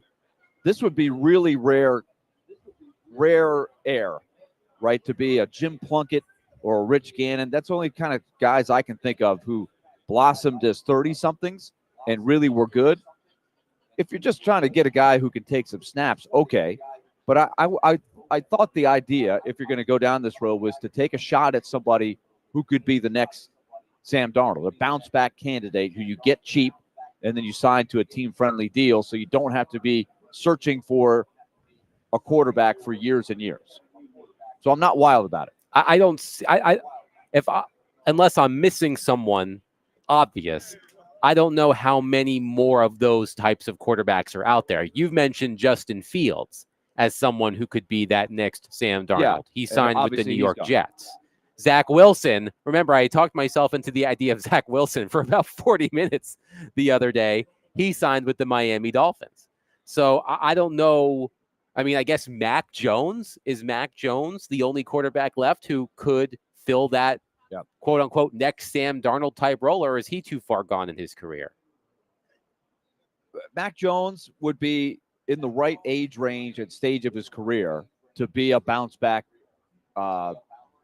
candidate, a Darnold type, right? A cast off after, and Mac Jones had more success than Darnold did early on. Mac Jones got his team to the playoffs the first year. He wasn't that bad, right? But he's been drifting. So that's one that I'm at least somewhat intrigued with. Is Russell Wilson still out there? Is he found a home? He is still out there. I wouldn't be thrilled with that. I guess I would almost rather have Wentz than Russell Wilson. But you're right. A lot of these guys do have dance partners, and some of them just took a backup job, right? So the Titans clearly didn't seem to have interest in some of these guys, you would presume, right? If there was traction with Wilson and he says, I'll just go be in Miami. Now, you could be looking at Miami and saying, can Tua stay healthy? Tua's one hit away from being on the sideline. Then I get to operate the Miami offense. Like that, I could see that thinking. For me, I guess the biggest question is, with this quarterback position, if it is Cam Ward for the Tennessee Titans, you want the backup quarterback to be that, that mentor type, right? Because I don't think you can count on Will Levis to be that type. He's too young and hasn't experienced much of any success as an NFL quarterback. So to me, as I was talking about this with Jake Lyman yesterday, the guy that came to mind to me as the quintessential mentor veteran quarterback was Jacoby Brissett. But Jacoby Brissett is off the board as well. He's expected to sign with the Arizona Cardinals to be Kyler Murray's backup out west. So, it sounds like Aaron Rodgers. It sounds like the Steelers are playing hot potato with Aaron Rodgers and Russell Wilson. And whichever quarterback the Steelers don't take, the Giants will sign them. That's what it feels like at this point, right? So other than that, Mac Jones is still available. Someone like Drew Lock, I think, is still out there. If you're looking for the mentor type role for a backup quarterback, I don't think Carson Wentz is the right fit. I mean, I know that he just spent a year in Kansas City behind Patrick Mahomes, and he spent a year with the Rams, but I don't see him as the type. I'm not sure he is the quarterback I want mentoring my rookie quarterback if that's the way that they go. Yeah, that's why. Like I don't mind having Will Levis as the backup. I really don't. Because we're in a nothing to lose type of year. I think you've got 1 year with this new alignment. Mike Borgonzi at the helm. He's been pretty clear how he wants to build the roster, and it's going to take some time. And so if you want to table the quarterback situation for a year, then I'm okay with that. So I wouldn't read too much into it of, hey, this guy, this guy's got to be the mentor because they're going to draft Cam Ward. I don't know. Like, I don't think you want to tip your hand like that, do you? I suppose not, but the fact that the Titans did not sign yet a veteran quarterback suggests to me that they are sweet on Cam Ward. And it's possible. Right now it would be Cam Ward and Will Levis in the quarterback room, and I think you need one more person in there who has been in, who has has seen and done some things at the NFL level. So you would cut look, Levis, I don't know if I would cut Levis, but I don't know if I would have him as my backup.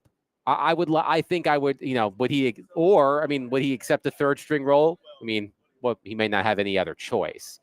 But we've seen Kenny Pickett moved a couple of times. He was moved last season from Pittsburgh to Philadelphia, and he was just moved again from Philadelphia to Cleveland. And they were able to get, I think a 5th round pick for him this time around. I mean, maybe a team out there that missed out on a quarterback takes a shot on Will Levis. But I feel like there needs to be a buffer, is what I'm saying. I think there needs to be a far more seasoned quarterback if they are going with the rookie quarterback.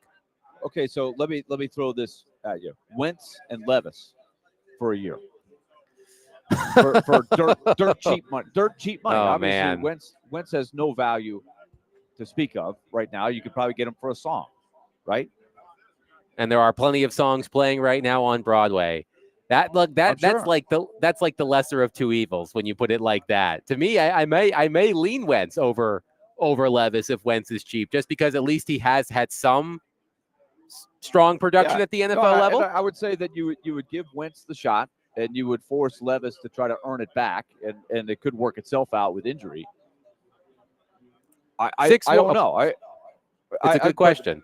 I'm just saying, like, I wouldn't assume that if they did this, then it would be because they're going to draft Cam Ward. I don't know. It does.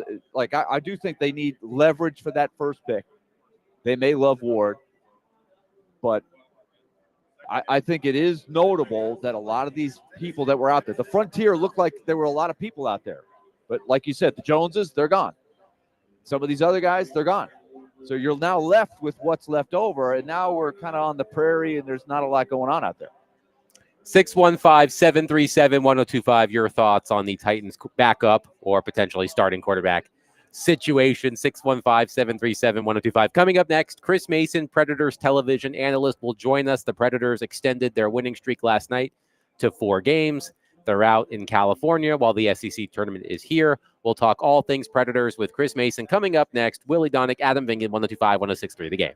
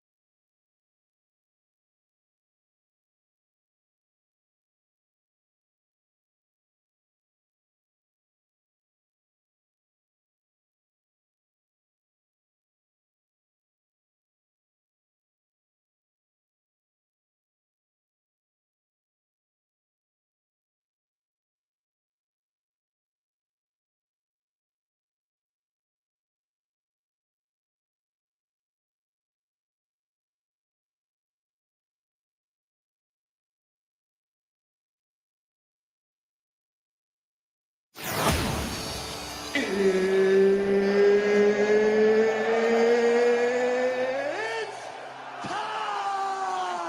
broken up in front, and what a slick backhand try right in front of Chris Mason.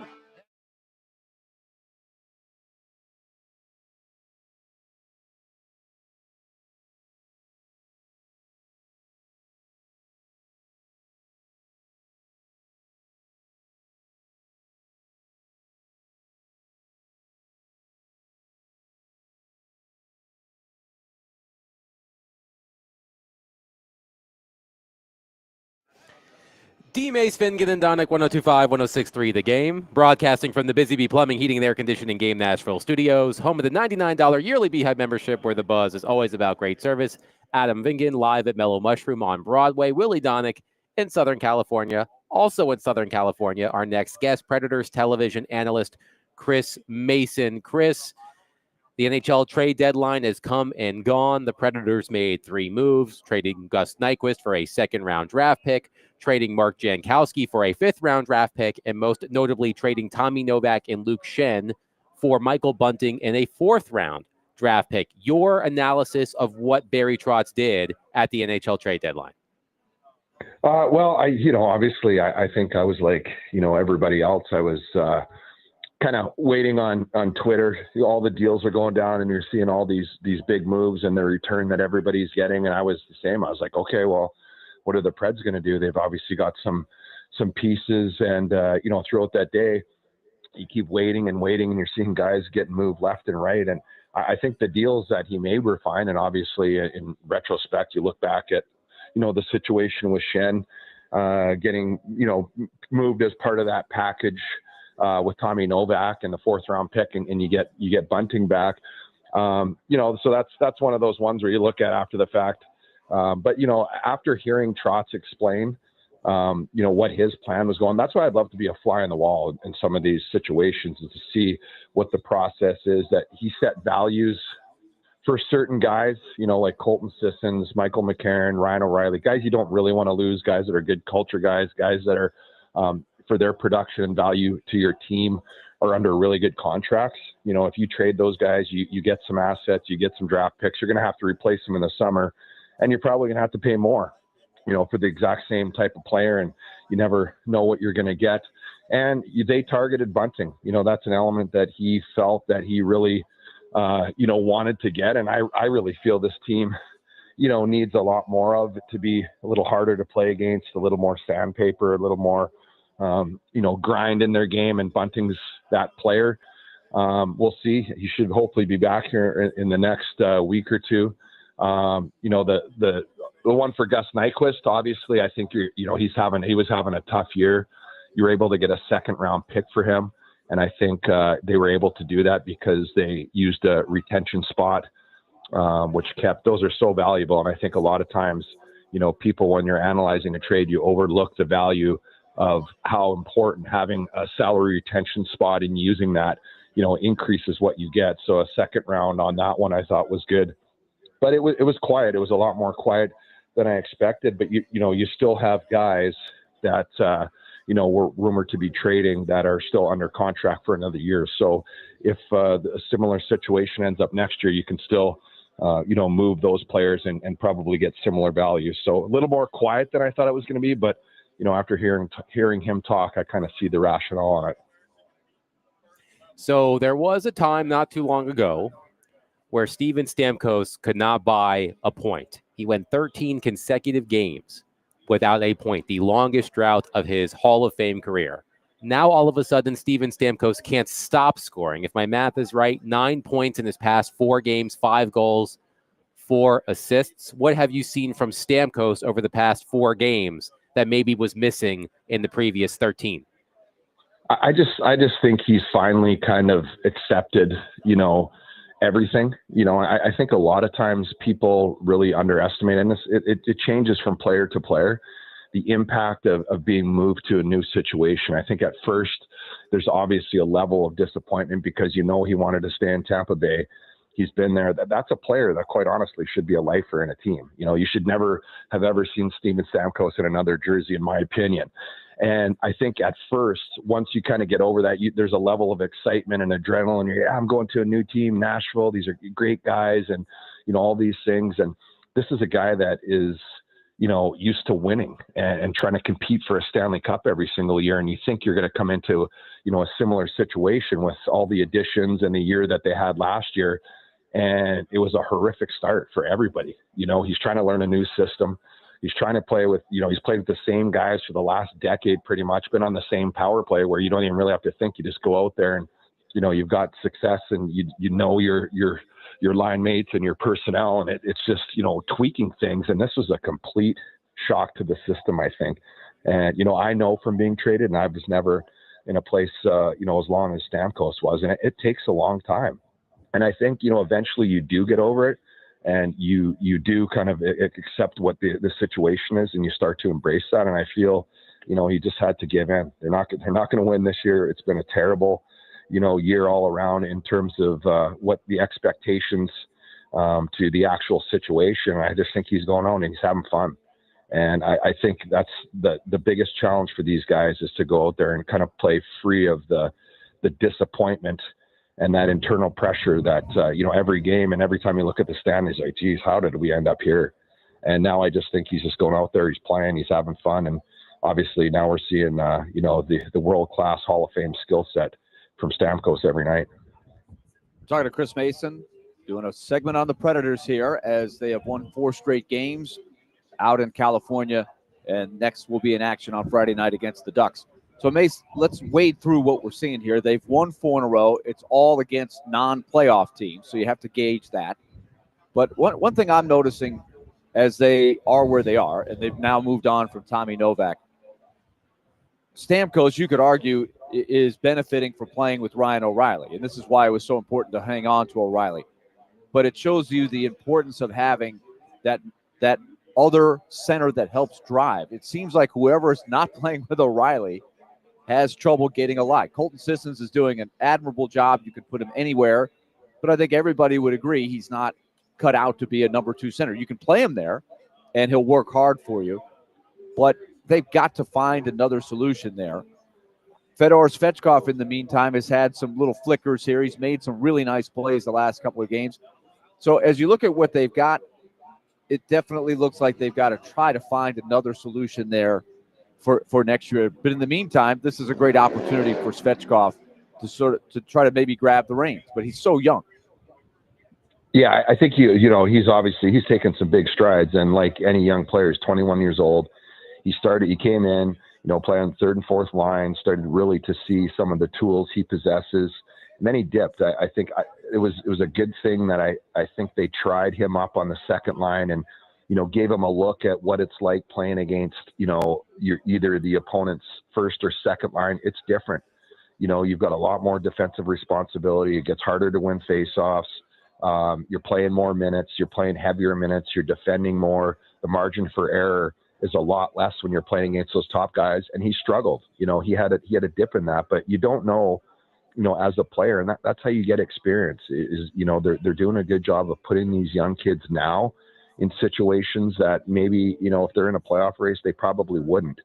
And I think it's going to help their development in the long term, because once you see it and once you kind of feel it, get the timing, you kind of say, okay, that's a little different. I've been doing okay here. I've been making some strides, but that's a different level now.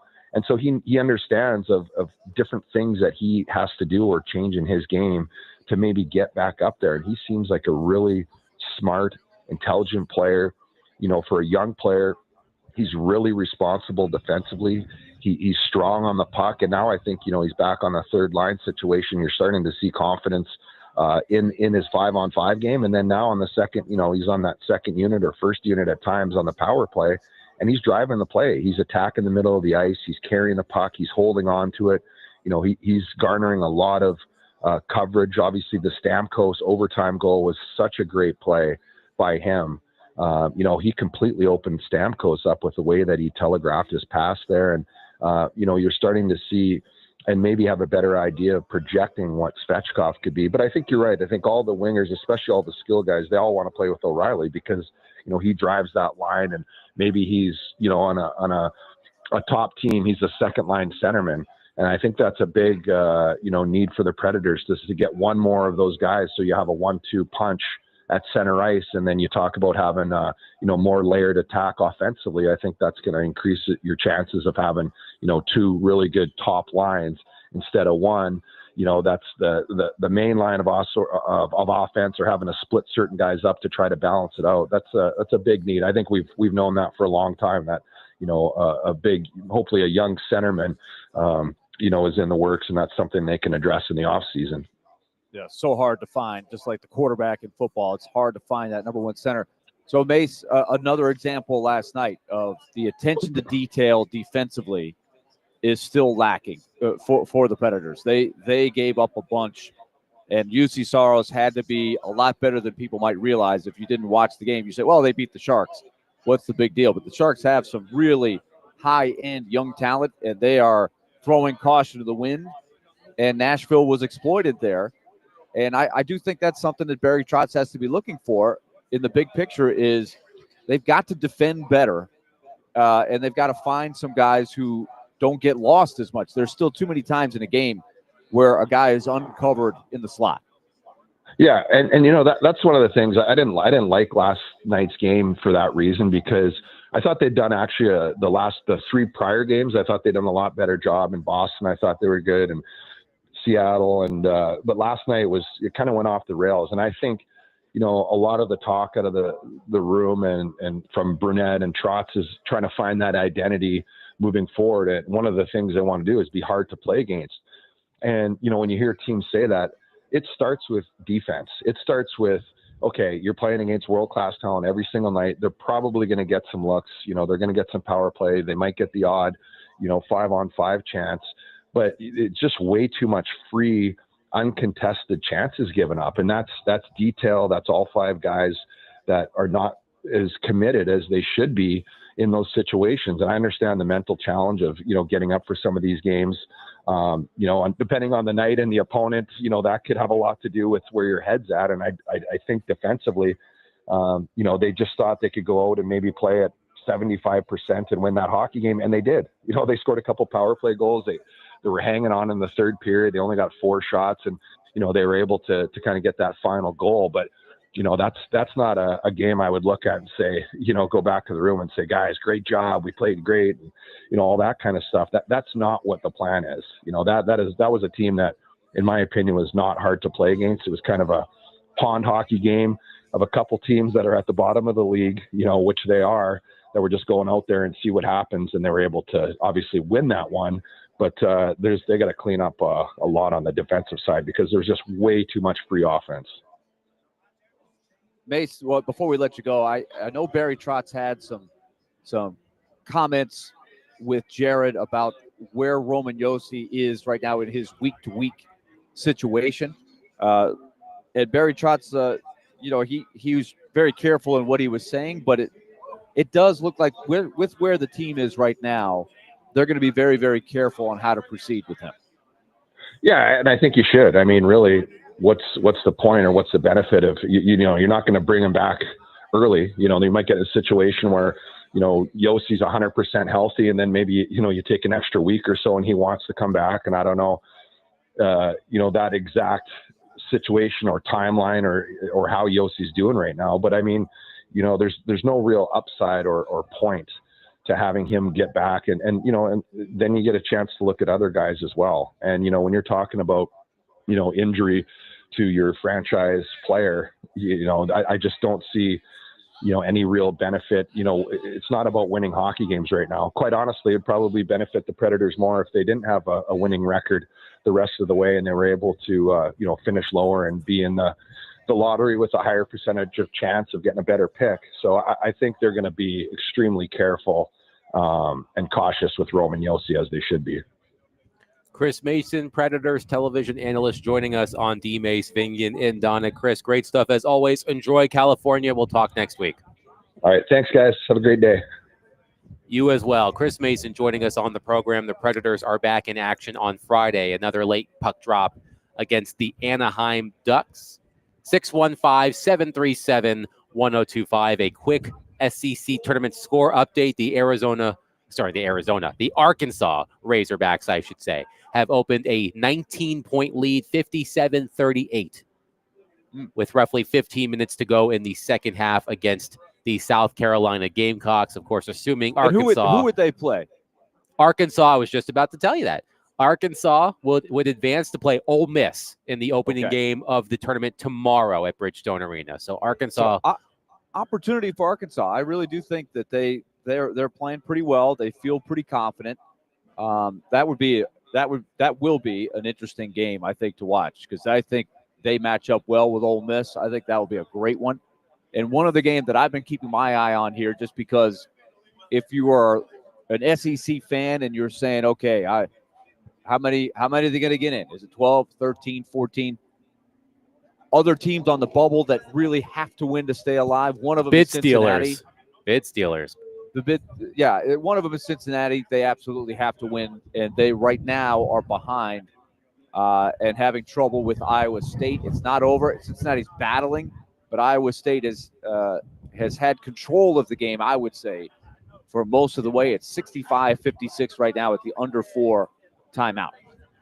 So 57-43 Arkansas against South Carolina in the second half. If Arkansas holds on, which I assume it will, they will face Ole Miss in the first matchup tomorrow in the second round of the SEC tournament. 615-737-1025. Catch me at Mellow Mushroom for the next 40 minutes. Jared Stillman will be. Check out Adam's hat. Check out Adam's hat. Now, what happened with the hat, Adam? I heard you forgot to bring a hat, so you had to be resourceful. So Sean Mark, our on-site engineer, offered me his MTSU hat because I was actually en route to the studio to record tonight's edition of Predators Insiders, which you can hear after the Vanderbilt game. And I was on my way over to the studio this morning when Chase let us know we would be outside on this beautiful day. So I forgot my hat. So thank you to Sean for helping me out in a pinch as I represent the Blue Raiders during the program. True Blue. 615-737-1025. Again, I am out at Mellow Mushroom. Jared Stillman will be here as well. Blue Raiders are still alive in their tournament. Darn right. They play tomorrow, if I recall correctly, against Louisiana Tech to start their conference tournament. If you come out to Mellow Mushroom, $5 Miller High Life specials, $5 Sangria, $5 Dolce Vita tequila, and all week long, if you bring your SEC tournament ticket, you will get 10% off your bill. So come have some delicious pizza, some delicious food, some wonderful beverages right next door to Bridgestone Arena. 615-737-1025. Some breaking news around the NFL. A potpourri, if you will. We will get to that next. Willie Donick, Adam Vingan, 1025-1063, The Game.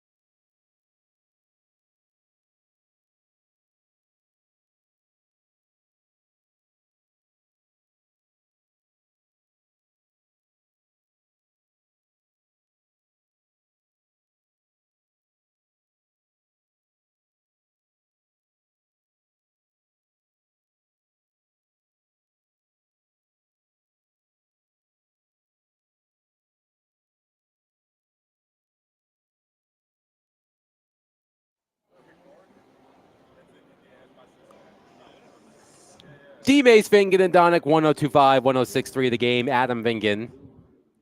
California girl, Willie Donick. Is that what you were going for, David James? Of course. All right, see, I'm up on my popular music. Willie Donick, of course, out in California with the Nashville Predators. We just spoke to Chris Mason. The Predators are back in action on Friday against the Anaheim Ducks. I am live at Mellow Mushroom, right across the street. Again, right next door to Bridgestone Arena. We will be right across the street from Bridgestone Arena tomorrow at Assembly Food Hall from 9 to 6. Chasing Big Joe, myself, Willie, and hopefully Derek. He is still under the weather. And, of course, Jared Stillman live at Assembly Food Hall tomorrow, the pub in the Gulch on Friday. Also want to let everybody know that it's St. Patrick's Day weekend, and we are celebrating in East Nashville. Come out and join me. I'll be out there. And 102.5 the game in 5 points for the official Nashville St. Patrick's Day Parade presented by Aer Lingus, kicking off at 10 a.m. on Saturday. Live Irish music, drink specials, and family fun all day long. And 102.5 the game will be on site from 9 to 11 with swag to give away, and you can sign up for a chance to win concert tickets. I've already asked my 3.5-year-old son, Arlo, if he wants to go to the parade. He says yes, so you can also meet Arlo, which is a very important part of coming out to the parade. Very nice. So be Very sure to do that. So, Willie, a couple of news and notes around the NFL. During our conversation with Chris Mason, it is official, or close to official because it's been reported. The team itself has not said it, but the Rams have informed Cooper Kupp that they are releasing him today. So you can throw Cooper Kupp now into the bin. Cooper Kupp is 31, has missed time the past 3 seasons, but now he is a free agent. Teams clearly were not willing to give up compensation for the contract that he had signed with the Rams, so that contract has been voided, and now he will head off to free agency. So Cooper Kupp, officially throw him into the bin.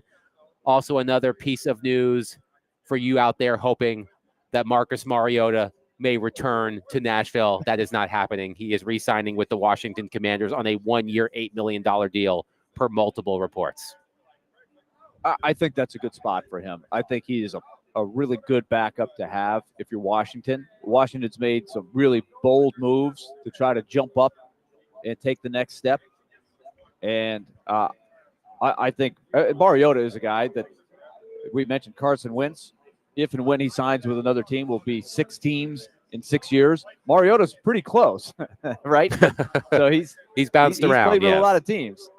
So I think he's probably content to be the guy to back up Jayden Daniels, and his skill set, is one where if Jayden Daniels goes down, I think, he's got some of the same traits and he's comfortable in that offense. But let's get back to the bin for a second here, Adam. All right, because let's do it. That's the theme. The wide receiver bin is got a lot of names in there. The quarterback bin, on the other hand, there's not very many things in the bin right now, right? A lot of quarterbacks have signed. You just mentioned Mariota.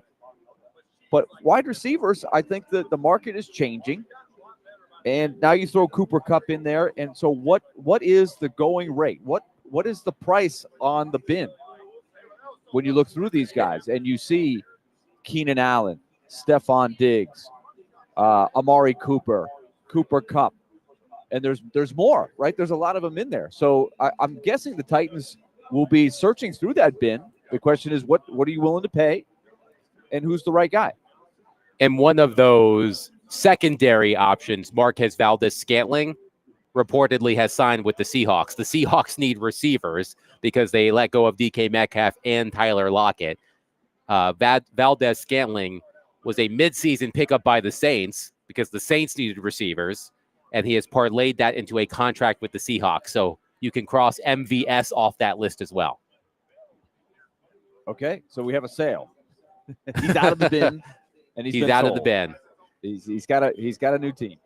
If we're using the the video store metaphor here, the receivers are left. Their cases are a little scuffed. There might be a tear in the jacket. Yeah. There might be a tear in the jacket. There might be a scratch on the disc, so you can't use the special features that you want to watch. That's kind of what we're left with and among the wide receivers. The worst would be at your favorite part of the movie, it skips or Yes. it gets jammed. That was the worst thing. Like all of a sudden it froze at the big part of the movie. You're like, oh, I got to see what happens, and then Oh no, it locked up. It overheats. I don't know what things would happen there, but it is a group of players that are probably past their prime, and Jonathan Hutton had a good term for some of these guys. They have been the alpha, 120 targets, year in, year out for a long stretch, and now probably past that stage. So who can adapt? Who can be a person that is not the diva, quote unquote, right? That is constantly going, why haven't I gotten my 10 targets this week? DeAndre Hopkins has now gone through that phase of his career. He's at a different stage. We saw it with Odell Beckham Jr., right? He's still kicking around somewhere out there. So which of these guys can adapt? The Titans have a big need at wide receiver, and they probably don't want to overpay. So who's the right guy? It is funny how quickly things can change in this league. Remember how celebrated the acquisition of Stephon Diggs was with the Houston Texans just last year, right?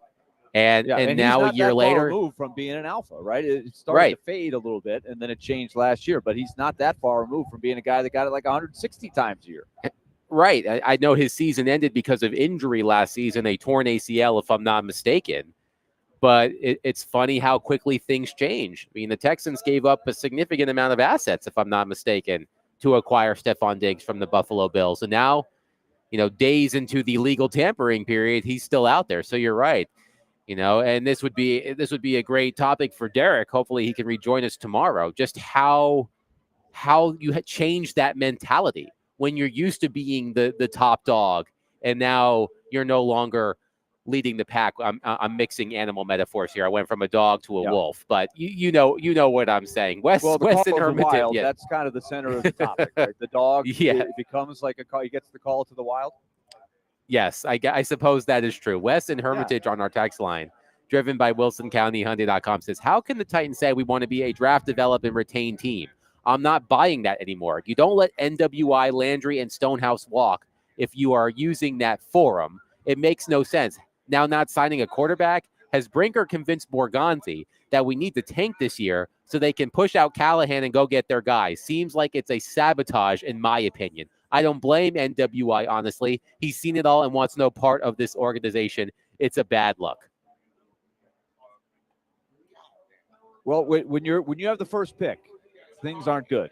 So I think that these types of things happen more often with a team that's struggling. It's not a culture where everybody around the league saying, "Boy, I wish I could get there." Let's take the Predators. I think they went from a team about 10 or 12 years ago of they're not going to spend to the cap. And I think of a Ryan Suter when he left for free agency. I think are the Predators really committed? Are they going to be a team that can spend to the cap and try to win a championship? They had famously, Jason Spezza had them on a no trade list, right? They made a trade for Jason Spezza, but it was voided because he was able to veto the trade because he had them on a list of cities he didn't want to go play for. But now, but then it turned into what they were famously calling the destination city. I think it's got a lot of appeal right now. Now, what happens after they have a bad year, right? You can't go up and down. I think the Titans have a similar pathway. Right now, they're kind of in that franchise bin. We're overusing bin now. We're dangerously close to having to ban that phrase. But right now, they're probably on the list of teams like, hey, do they have their act together? Is this franchise one I want to go play for? That is a good question. And I'm curious what the sales pitch would be for some of these free agents. Let's just say for the purpose of this conversation that Mike Borgonzi is on the phone with Stephon Diggs' agent. What are you saying if you're Mike Borgonzi? Look, we're a team. We hope to be on the rise sooner rather than later. We have the number 1 overall pick in the draft. It could be a young, exciting quarterback. We need a veteran receiver, a sure-handed receiver to help him along. What would be your pitch to these receivers in the bin / basket / whatever you want to call it if you're the Titans? That's a great question because if you're a receiver, and you're looking at Nashville and you don't know who their quarterback is, unless Borgonzi or whoever's recruiting is going to tell them who the quarterback is, which I don't think that would be smart. Then what do you do? Like, how do you sell it? Do you just have to wait until you select your quarterback before you can really make a good pitch to these wide receivers? Or the other option, I think, would just be to put more money out there than anybody else is, and have that be the thing. Say, look, we're going to figure out the quarterback, but here's more money than you're going to make elsewhere. A quick update, SEC tournament action. South Carolina making it interesting across the street, next door, wherever the heck. 61-50 Arkansas now. South Carolina has cut the deficit to 11 roughly halfway through the second half. It is now a 9-point lead, 61-52. South Carolina having outscored Arkansas by 8 points in the second half. So things getting a little interesting next door at Bridgestone Arena. Arkansas, a 61-52 lead against South Carolina. A 17-point halftime lead has been whittled down to single digits. 615-737-1025. Speaking of the SEC tournament, right after our program, Vanderbilt will take the court at Bridgestone Arena against the Texas Longhorns. We will look ahead to that matchup and more. Coming up next, Willie Donick, Adam Vingan, 102.5, 106.3 The Game.